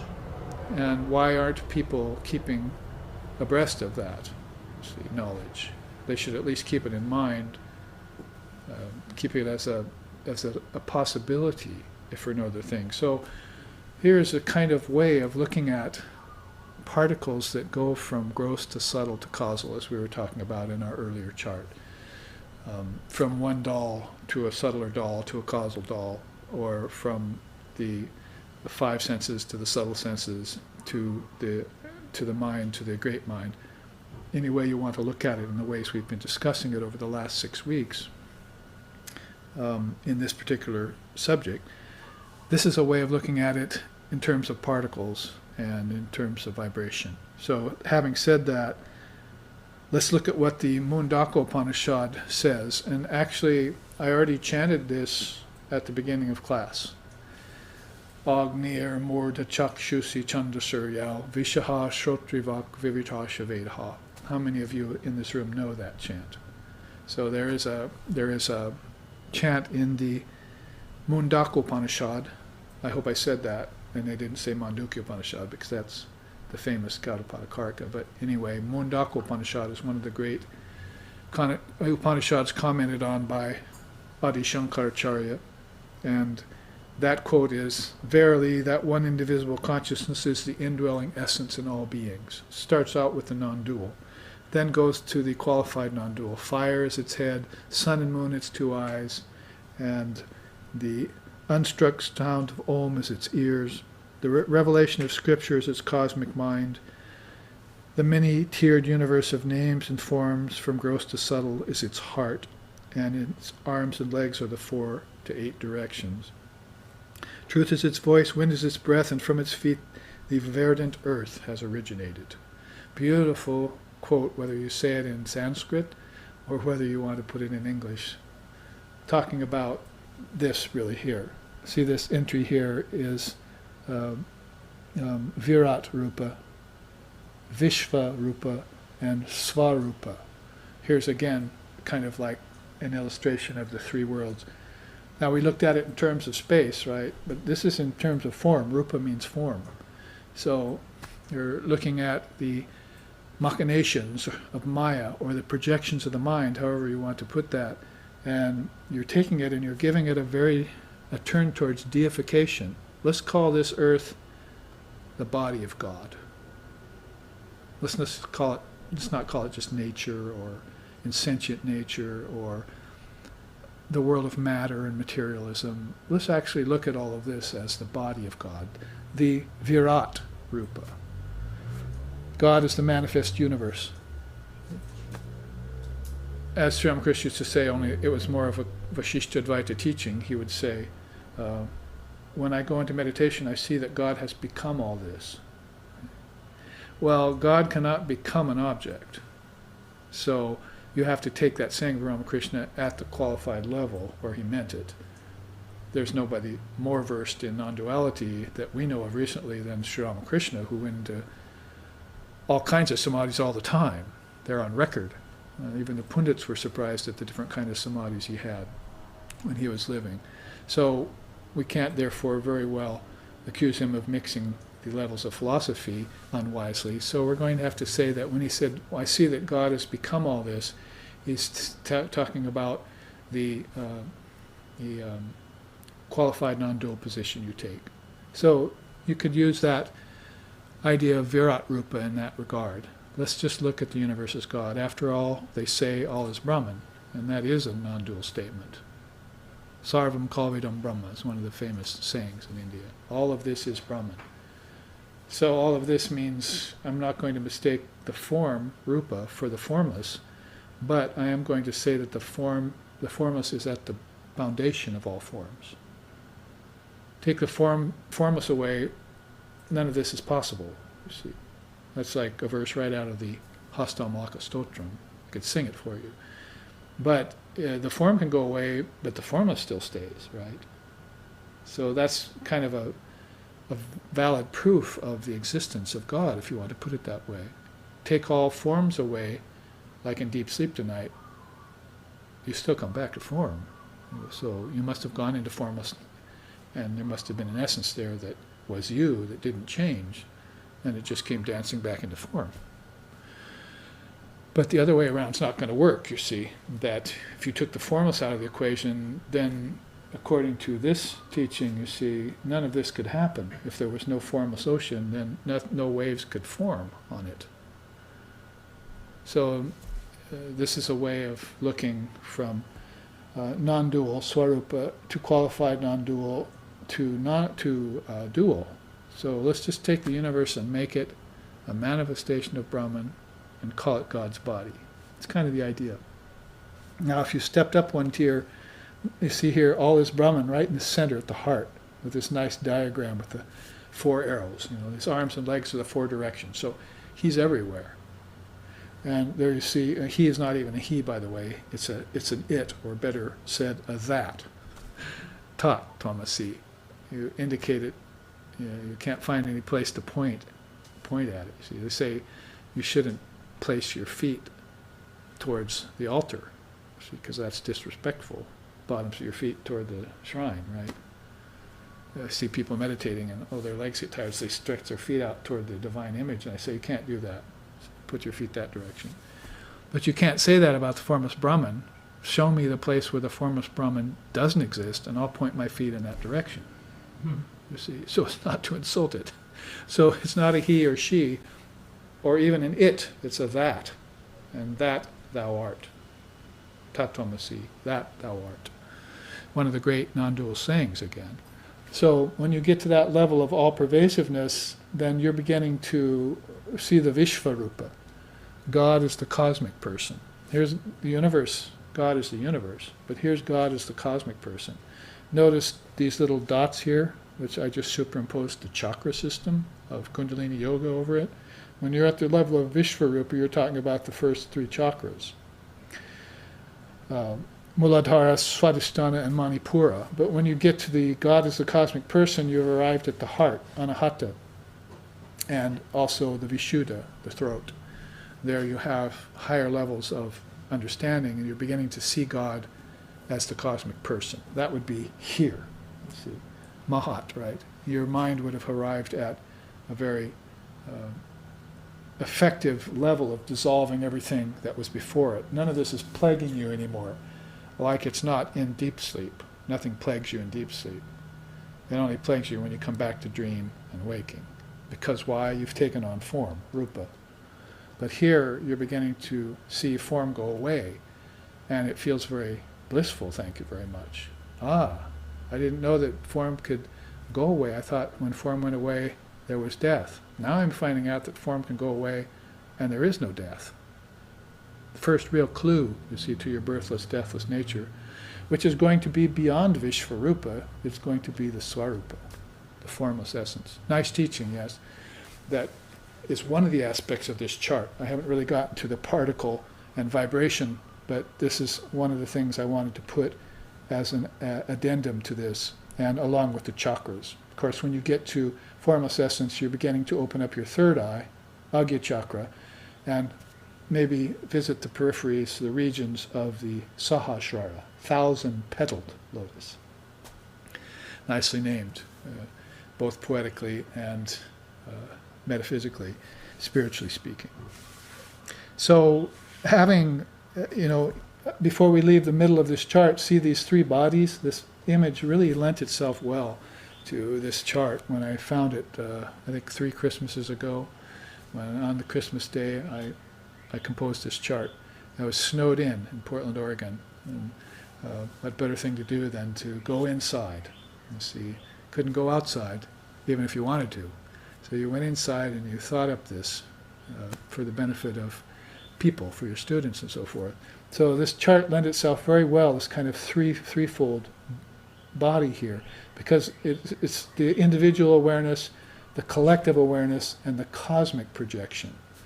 3 levels again, a triputi of another kind, which has to do with, it connects definitely to waking, dreaming, and deep sleep, but it's a little bit more specific to form again, rupa.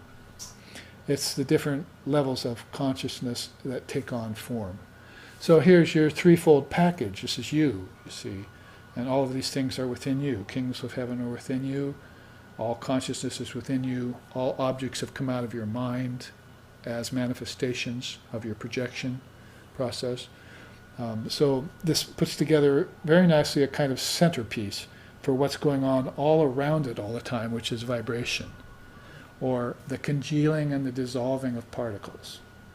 Now I'm putting this in terms of, with a little bit of science involved, so that this rift between those who believe in ancestors and gods and goddesses and so forth, heavens, worlds within, they can get a deeper handle on what's happening when people leave physical and go to the other lokas. When they visit the other, want to play with these other Russian dolls, you see. But also for the scientists and for the psychologists in the Western sense, so that they can see that there might be a little bit more validity to some of this far-fetched philosophy of India, what they're considering impossible or far-fetched, then they might presume, and it might be wise to look in on it and take it up. For instance, you could start here with classic physics. You can see what I've done here. A human hair is 50 microns in classic physics. This is before quantum physics came along. The smallest particle viewable by the naked eye is 1 micron. You see. So a hair isn't that hard to see, but there are even smaller things that you could actually see. Up, if you have very good eyesight, up to 1 micron. Now, a red blood cell is 5,000 nanometers. 1 nanometer is a billionth of a meter, to give you an idea of how small that goes. So that's beyond the human eye, but it still exists. My point here there are things you can't see that exist. I mean, germs in your body, so forth. Well, you can take certain things out and get a microscope and locate them. And eventually you'll get an electron microscope and locate them. But then you're going to have to go beyond that, and that's what we're headed here. When you get into smaller meters, smaller measurements that go beyond just the old system of classic physics in terms of microns, and they begin to measure things in nanometers, then you get something like a DNA molecule, which is 2.5 nanometers, or a glucose particle, which is 1 nanometer. That's very small. So Sri Ramakrishna used to say, I always think of this, you see, Sri Ramakrishna used to say, a small germ can kill a great elephant. So for a diabetic, a glucose particle, 1 nanometer large or small is your enemy. You see, you have to be able to control those glucose particles. So the infinitesimally small particle goes further when you get to a hydrogen atom, 1/10 of a nanometer. And inside of that, you can put 6 silicone atoms, and that would be how small. To put 6 silicone atoms inside of that would be how small, you see, that gets. I'm not much of a scientist, and I don't know a lot about quantum physics. My area is Indian spirituality and philosophy, and living a divine life, and teaching the Dharma. But I can tell you that my intention for putting this down here, based on the facts that I've located in my studies about physics, is to show you where physical space disappears, where you cannot measure in terms of nanometers anymore. I mean, last I heard this from somewhere in my studies, that why were they measuring things in nanometers? Because they wanted to invent a car wax that wouldn't let water in. So do they really have an interest in finding deeper truths, or do they want to make money? See? That's where I would begin to question the integrity of science. You see, isn't science supposed to be impartial, with experimental laboratories? So are you so attached to physics that you're not going to allow for quantum physics to come along? And when quantum physics comes along, are you so attached, going to get so attached to that you're not going to look into metaphysics, healing, vibration? Vivekananda made a very beautiful statement when he was in the West and looked at the Westerners. When he had a good look at us, he said, God, they're very nice people, you see. Problem is, money is their God. But you cannot convince them of a higher reality unless it paves the way to money, or it is a vibration. If you can prove to them that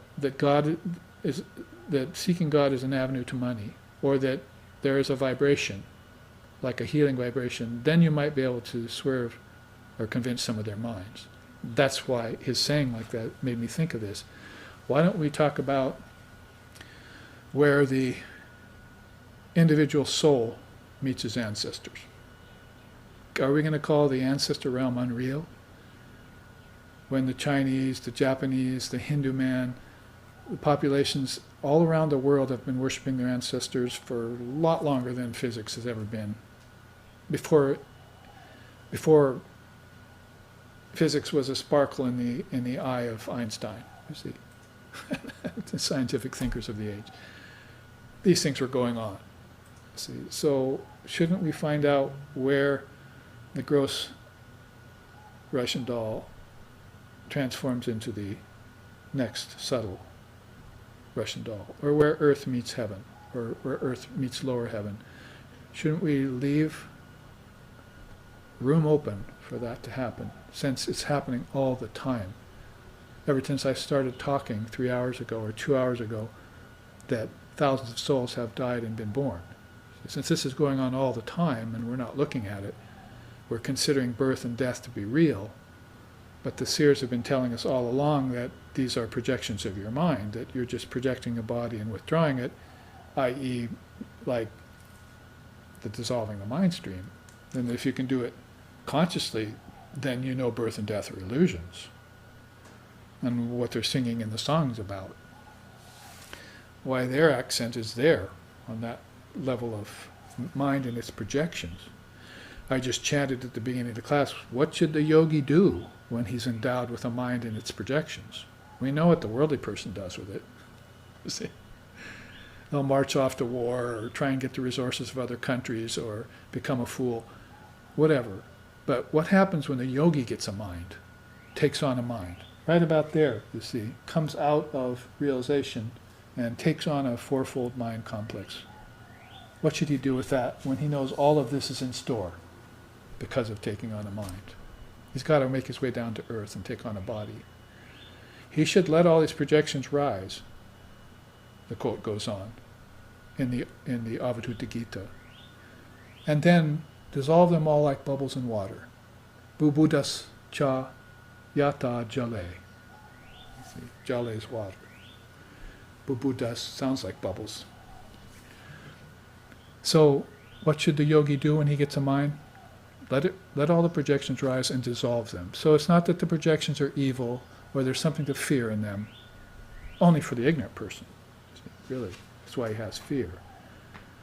But for the realized soul who can dissolve and solidify, you see, dissolve the mind into meditation and bring it back out of meditation, go into deep sleep and come out, go into deep sleep a illumined soul and come out an illumined soul, not go into deep sleep a fool and come out a fool, as my teacher used to say. For that yogi, then just let these projections rise and then make sure he dissolves them back into the source. So when he's in the body, this is what he's doing. I just said that the break here, before the live streaming audience wasn't with us, thousands of Tibetans and Hindus walking around living in the realm of the gods and goddesses. Many more thousands living in the realm of the ancestors. Go down to the shrine every day, offer your incense, offer fruit in front of the pictures of your ancestors. You do that your whole life, every day. You wouldn't think of not doing it. You don't think that person has a deep connection to their ancestors? They're almost in agreement, say, I'll trade places with you next time. Okay, fine. See, you'll be my father next time, and I'll be your father the time after that. You see, we'll just trade places. We'll kind of go on like that, hopefully towards some positive end, not just rebirth in the ancestor realm, because that's only the second doll. You've got 5 dolls and you're only going to play with 2 of them? Be a enterprising, intrepid child. Go out and explore the 5 levels of consciousness. So enough said about that. My whole purpose of this, where does the physical space disappear? Where does this tiny increment leave the realm of atomic matter and head towards the Atmic?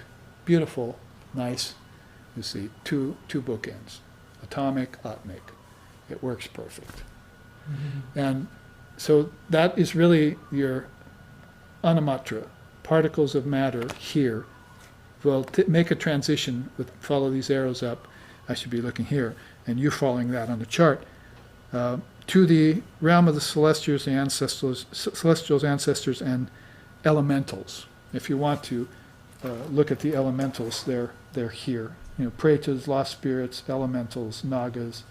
These are beings that exist just in the nether realm, they call it. It's the only English word that can really describe it. It's between heaven and earth. It would be like nature spirits, and that kind of idea. Nagas would represent really well that the snake gods and goddesses, snake beings, you see, that snakes love water, you see. So basically, the waters of ether is what we're talking about, not physical water. So there are these nagas and naginis, male and female beings that are occupying that realm, and actually they are guardians to the gate of the next realm. Kundalini is a snake, for instance, epitomizes a snake. So a lot of this isn't to scare the poor Christian with devilish-like snakes. It's to show that there are beings that take on forms in subtle realms that act as guardians to gates. They open gates for you, see, like chakras, open higher levels of consciousness. So having said that, you see how when the particle of physical space disappears, you have to think in terms of a pranic particle. There is a flow of prana going on. That's why I'm moving my lips. That's why you're hearing with your ears. That's why my hand is moving. That's why your food is getting digested that you just ate at the break. Good prasad food, by the way. Giving you better nourishment, you see. That's prana working on the physical level.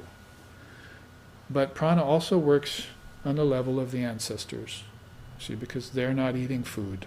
They're eating thought food. They exist on a different kind of food. And that gets more and more refined as you get up to digesting wisdom particles. See where we're going with this? So look at this jump from the disappearance of the physical particle to the particle of life force, prana matra. Might as well show this 5 dolls again for the people in the room so that we know, again, sort of how we're moving inwardly. And from that to the particles of thought, where the gods, goddesses, munis, and siddhas are. You see, You're beginning to go to a particle that's a particle of thought. Chittakasha. It's a space where you can go, even if you still remain in the physical body. We're not suggesting that you give up the body to visit these realms. That will happen anyway. You can do it, ideally, as you're sitting, dissolving the mind stream process. And that's why I said at the first half, account for them first. Account for their existence.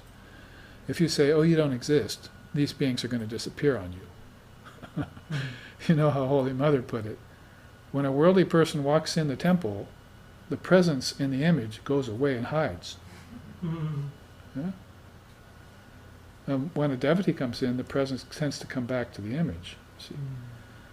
This is prana. This is the realm of prana that's making this happen. You can't base everything on physics. Then you won't be able to understand any of the special teachings of the Dharma, or get any higher thinking at all, or become a free soul, or any of these beautiful things that happen to you. Have bliss. Comprehend the scriptures. Know a great soul like Jesus or Buddha. You don't necessarily need to bow to them and commit your whole life to them. You should just come to know them. They're good friends, you see. Good to have friends in high places. Let's give up this idea of conversion from one religion to another, or, you have to make your whole life committed to some person, some personality. These beings weren't personalities when they appeared before you in the first place. They had egos, but you could hardly see them. They're almost transparent egos. Like Ramakrishna is a good example, because he's recent. They asked him once, who are you? He said, well, I've looked inside and I can't find any I. He made damn sure that he didn't have an ego in his way, you see. So you see then, I'm using this as ammunition, to kill the doubting Thomas, to inflate or deflate the ego, you see, so that it begins to see how particles get finer and finer and finer. And as they do, the vibration does too. You'll see as we study this chart, which will take the rest of this class, another 45 minutes or half hour, that we're going to come down the other side and come to the idea of bodies, rupa. That's why I put this here. But as we go up, everything is getting refined in terms of particles of consciousness. From the particle of thought, where, as I was just saying, you're in the physical body and you put your mind in the particle of thought, don't you? If you sit to meditate, whether you're doing this, dissolving the meditation, the mind stream meditation, or you're doing some other kind of meditation, you still are going to have to pass through the realm of thought and no thought to get there, aren't you? Thought is not going to be able, you're not going to allow it to stand in your way.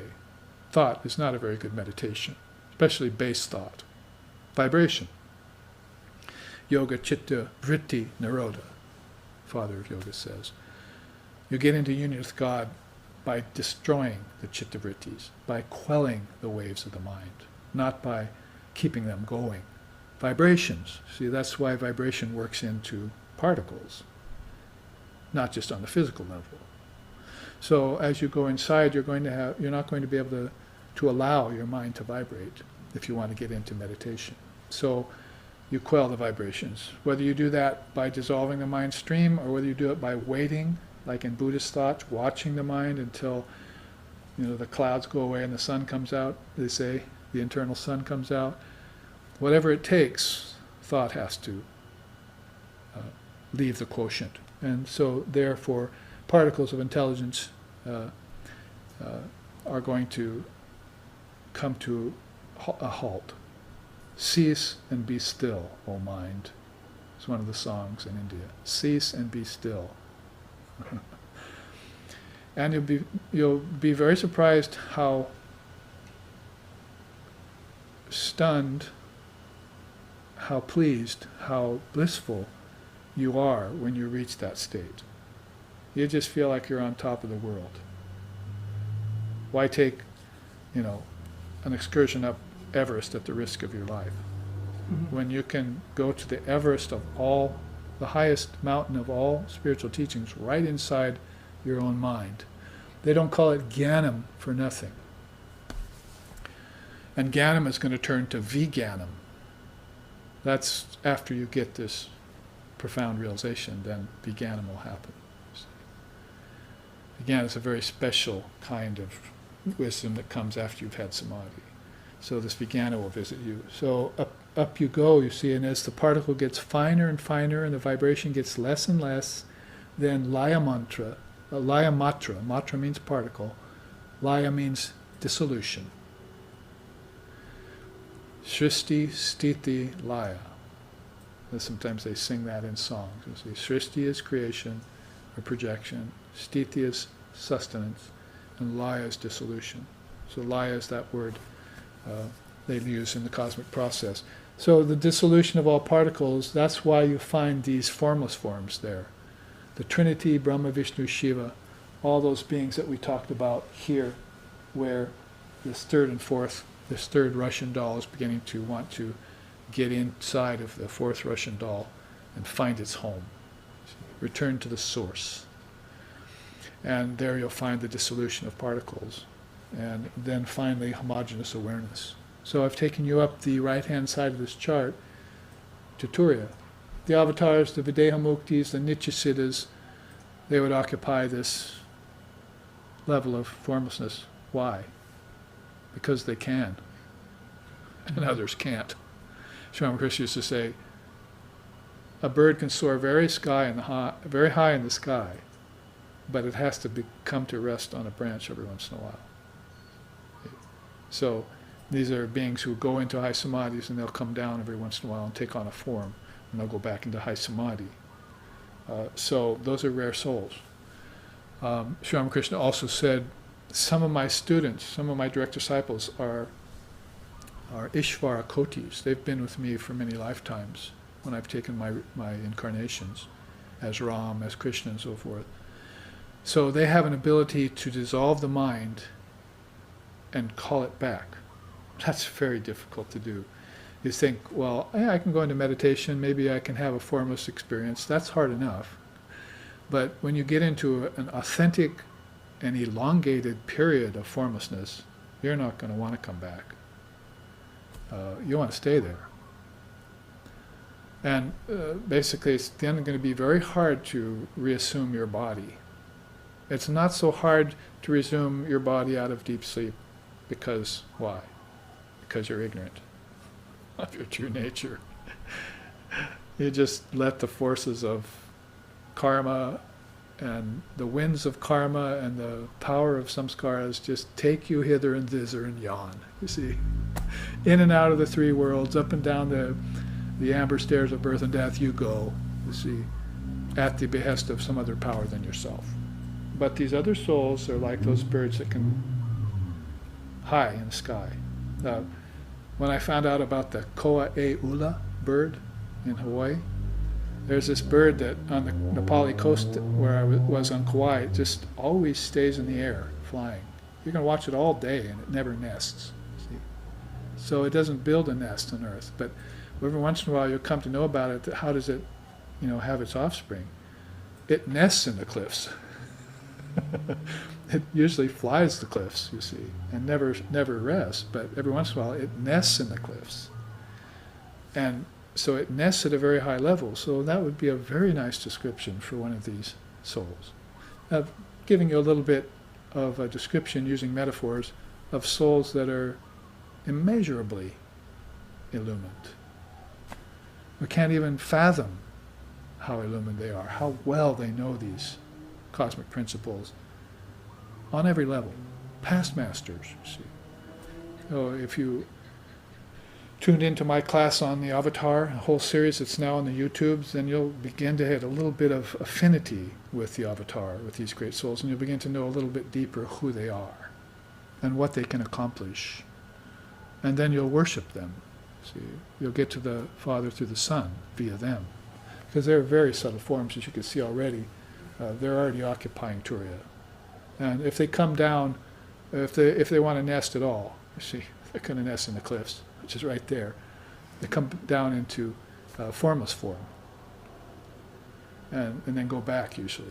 It's very rare you can call them down to earth, like, oh, Vivekananda, we really need you here now in this day and age. Please come. Ramakrishna convinced him to come, you see. He was a Nitya Siddha. Nitya, eternally, Siddha, perfect. We can't fathom that, you see. Immeasurably great. So, something about this highest level where Brahman it only exists.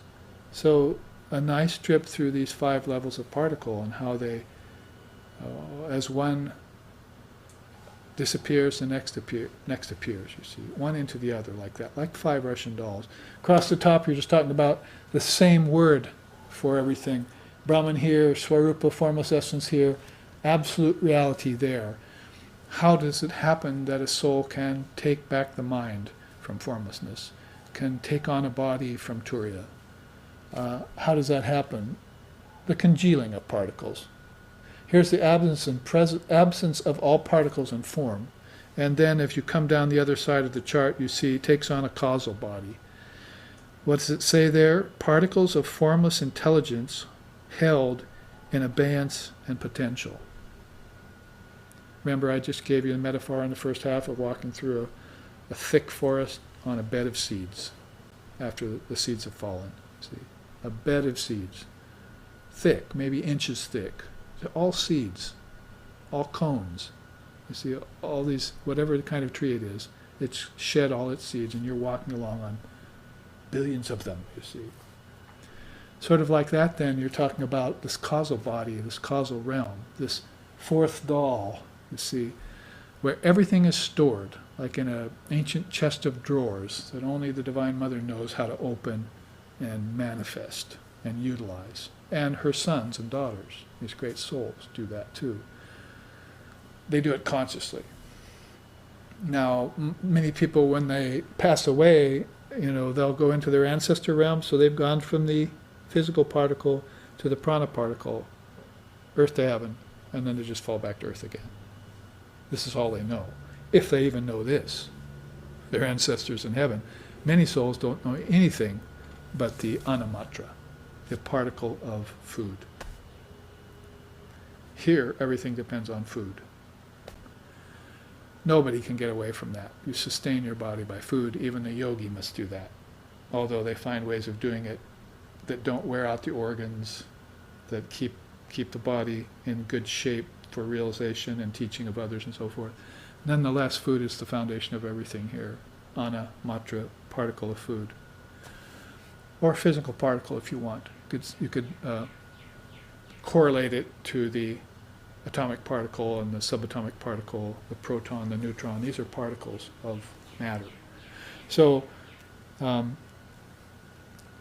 other thing to say about this column before we leave it is waking state is here, dream state is here, and deep sleep state is here, and Turiya is here. That's the Advaita Vedanta teaching of the 3 levels of your awareness, waking, deep, dreaming, and deep sleep, and Turiya that gets you beyond deep sleep. You're not walking on a seed bed anymore. You've seen that, been there, done that, and you now know how everything works through seeds, through bijams, through mantras, through words, through the word. And now you've just gone into formlessness. Game over, as they say. Game over. All games are over for you. Now you want to come back and help others like Buddha did out of nirvana.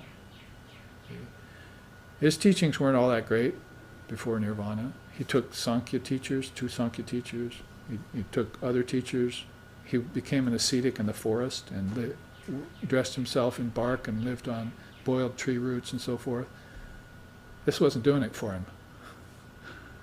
Not even asceticism was the highest path, you see, giving everything up. So he went in and sat for 49 days or so under the bo tree, came out with nirvana.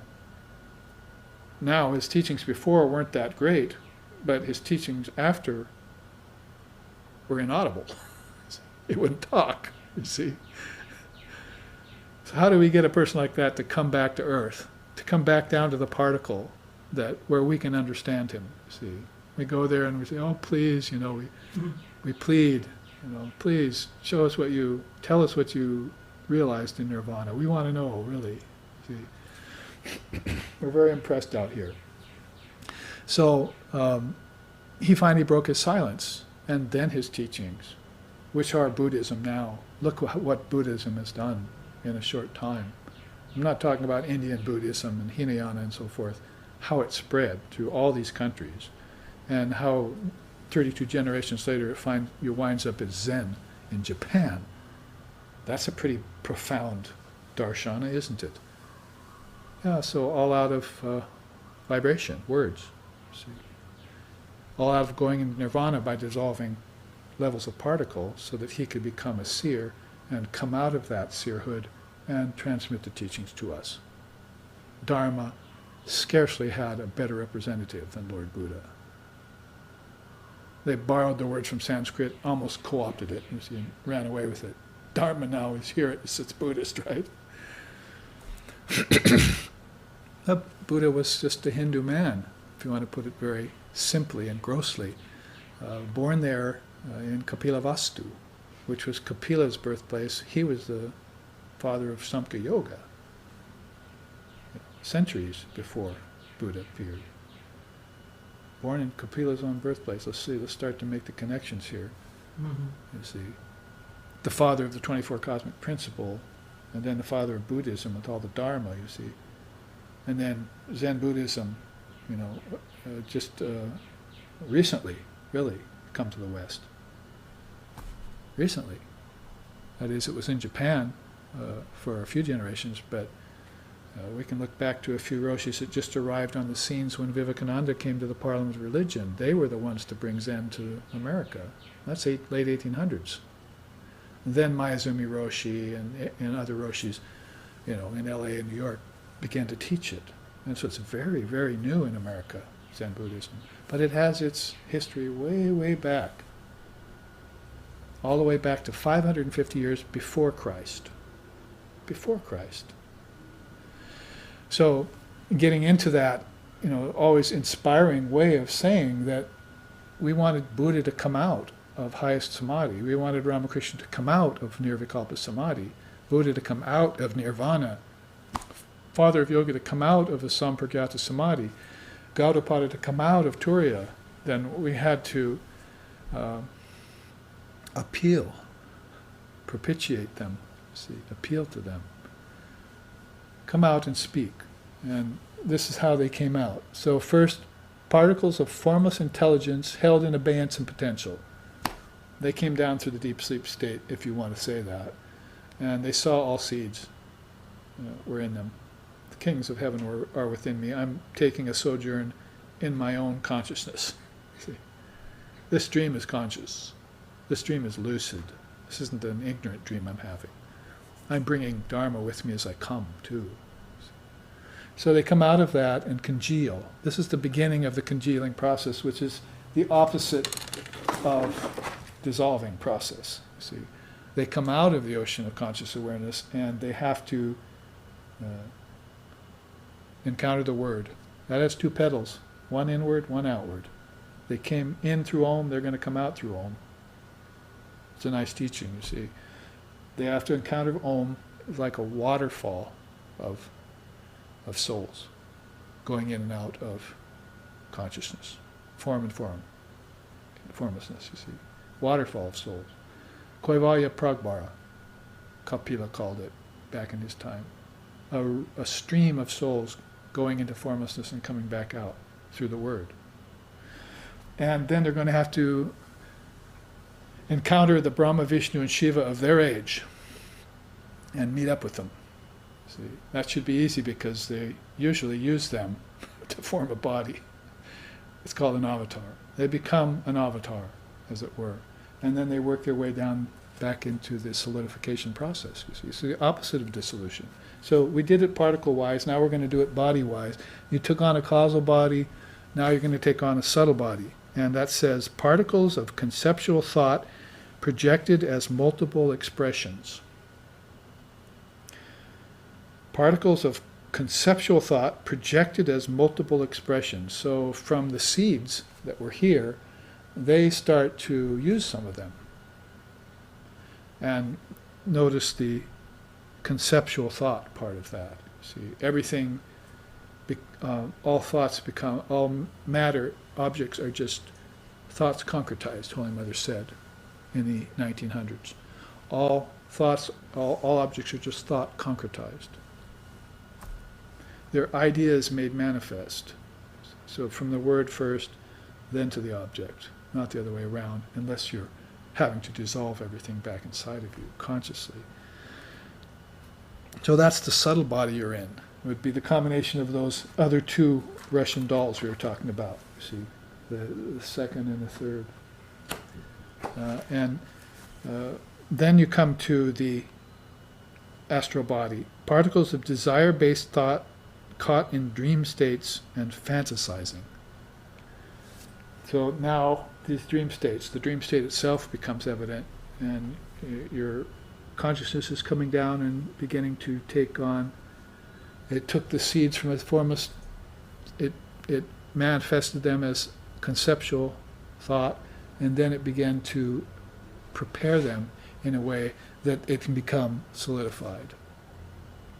Particles are becoming solid, just like they became dissolved, see, in reverse fashion. You're coming down toward the anamatra, the particles of food, which you're going to encounter when you find yourself in the womb.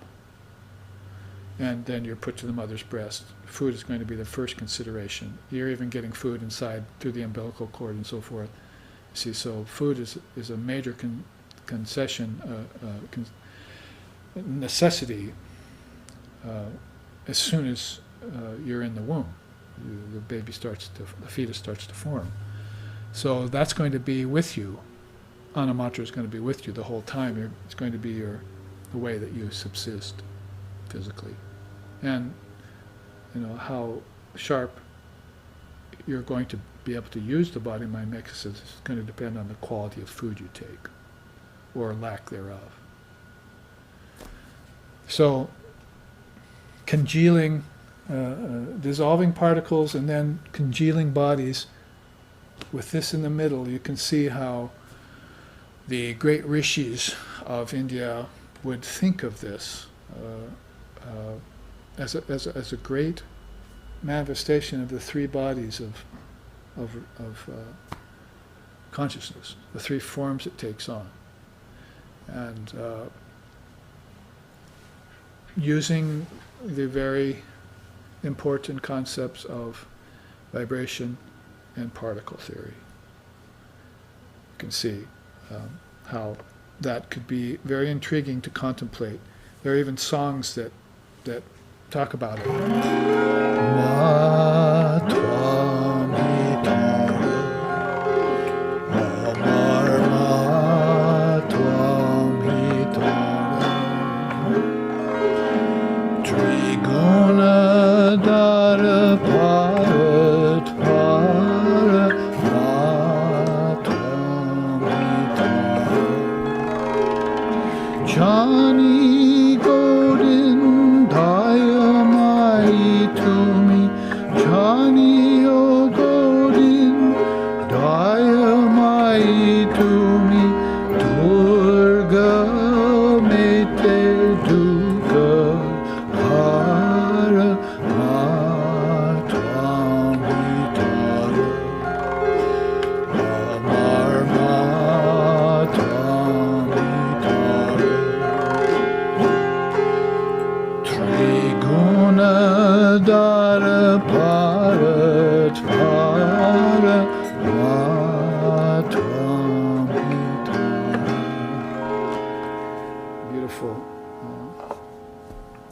bhajan written from an unknown source. This beautiful sentiment. Ma Tvam Hitara. Tara is the goddess of compassion. So this devotee is singing to her, saying, "Thou art my sole refuge. You are my sole redeemer. You are the most exalted and extremely auspicious one. As the primordial power in everything, you are the external foundation for all the worlds." And it goes on to say, manifesting as the relative play of consciousness, and through all things knowable, you pervade all images and forms, but thou art formless. Thou art our daily devotions, you are the holy mantra, thou art the everlasting support of the three worlds. O Divine Mother, it is none other than Thee, O Beloved, who rescues the helpless and saves the wretched, and you even delight and inspire the noble mind of Lord Shiva. So, in this way, and with this kind of a seated, conceptualized process in the mind, what to speak of enlightened souls, even just devotees enamored of that process, sing songs to her about it. Even if they don't know every little thing, like the enlightened soul might, you see.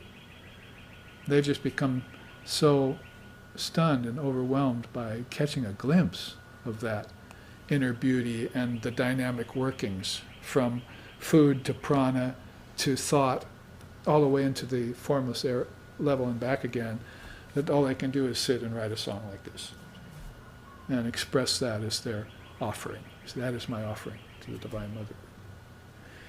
So this chart shows us then a beautiful teaching on the Dharma, put in terms hopefully that all people of this world in contemporary times can look at and at least consider. That there's a deeper level of particle going on than just the atomic particle, as subtle as that is. In fact, the atomic particle is a little bit scary, subatomic particle, because it changes at a billionth of a second. And it begins to remind, or the devotees, of teachings like you cannot build your house on sand, shifting sand. You have to build it on bedrock. So where's the bedrock? It's not the subatomic particle, I can tell you that. In fact, what's making this subatomic particle look solid? Has anyone considered that question yet? What's making this changing world of particles seem solid? Do the senses have the ability to do that alone? They were definitely in the process, weren't they? If you switch the process back to solidification, the elements really were there to satisfy the senses. As I've often said, you want to hear things, you want to taste things.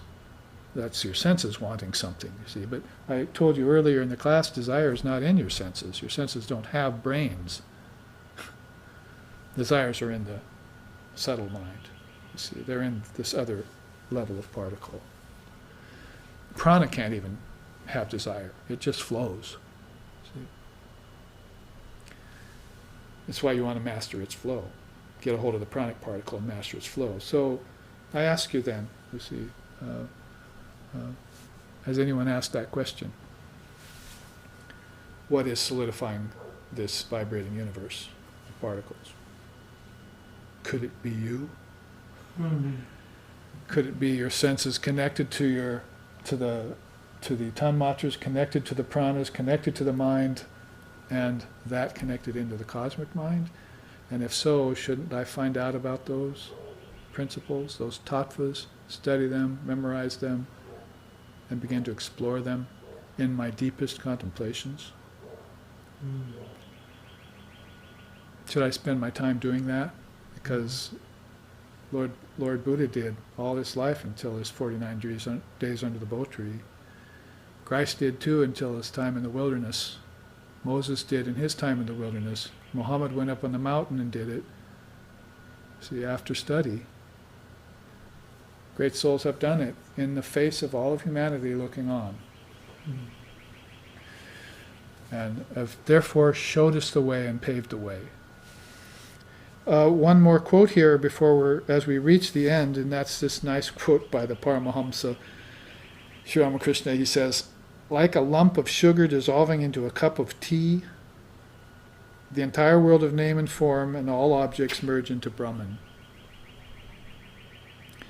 The ultimate reality, at the end of a cosmic cycle, all manifested things are soluble into this supremely unmanifested Brahman. Well, all of this is soluble. It's been solidified. I just need to dip it into a cup of tea. You see, where's my huge, massive cup of tea that I can do that with? You see, if I've got a dirt clod, I can throw it into the ocean and dissolve that. You see, so I've made a start. Things do dissolve. See? Can I dissolve my attachment to this world as easily as the midwife cut the umbilical cord when I was born? Beautiful song in India. Can I dissolve my attachment to the world as easy, sever my attachment to this world as easy as the midwife cut the umbilical cord? The question that this soul asks himself when he's old enough to understand words and sing songs, you see. He's got past some scars, obviously, in this process, you see. He's got some wherewithal. In Hawaii, we use the word akamai. He's in the know, you see, of things that have happened in previous births. And having done this before, maybe done it enough to where he wants to be done with it. He wants to be done with doing it, see. He wants to just rest in his natural state. Wouldn't that be nice for a while? There's the peace that passes all understanding. There's Ananda, the unalloyed, uninterrupted bliss. You see, there's the eternal Dharma. There's enough things out there that can allure the soul and beckon it into a deeper level of its own essence. Swarupa. Top of the chart. Swarupa. So like a lump of sugar dissolving into a cup of tea, we want to leave you with that thought that everything is soluble into the supremely unmanifested Brahman. We know that it's soluble into unmanifested Prakriti, the seated state. We should know that because we go into, from waking to dreaming to deep sleep all the time. The lesson is that, form gets dissolved. I was formless last night, and it felt darn good, I'll tell you. See, I didn't have any ego, I didn't have any noisy children, I didn't have any worries, money worries, I didn't have cell phone ringing all the time. It was actually quite nice. See? So with that, then, we reach that peace that passes all understanding and that unalloyed bliss like they have. We make a bid for it, reach for it. Mm-hmm. And so a good chart to end our dissolution of the mind stream meditation practice in Vedanta. And following up our dissolution of the mind stream classes in Yoga and Sankhya. Next week, we'll dissolve the mind stream into another great darshana. If not, continue on a little bit in Vedanta or maybe an admixture. We want to maybe turn towards Buddhism and towards Om. I was thinking maybe Om, the word, which is, of course, a great position to be in. That's right there. Just find Om and then find Om inside of the Great Self. So when you find Om, where is that vibration coming from? I know where all these vibrations came from. Where's the vibrationless vibration coming from? Where's the unstruck sound coming from? Oh, I see, it's coming from inside of the Great Self. So they say in this quote here that we could read next week, or we have read before, find dissolve everything into the word, dissolve the word into, and find the word in yourself. And find yourself in the Great Self, Brahman, Paramatman. So we will look into that next week, maybe dissolving the mind stream into Om. There's a teaching that Shankar gives, 9 steps of meditation on Om. So, this will flesh out our understanding about the word. So I will see you next week at that class, and you're welcome, your friends are welcome, and please pass the news on in the live streaming realm too, so that more computers can tune in and imbibe this nectar of naturalness,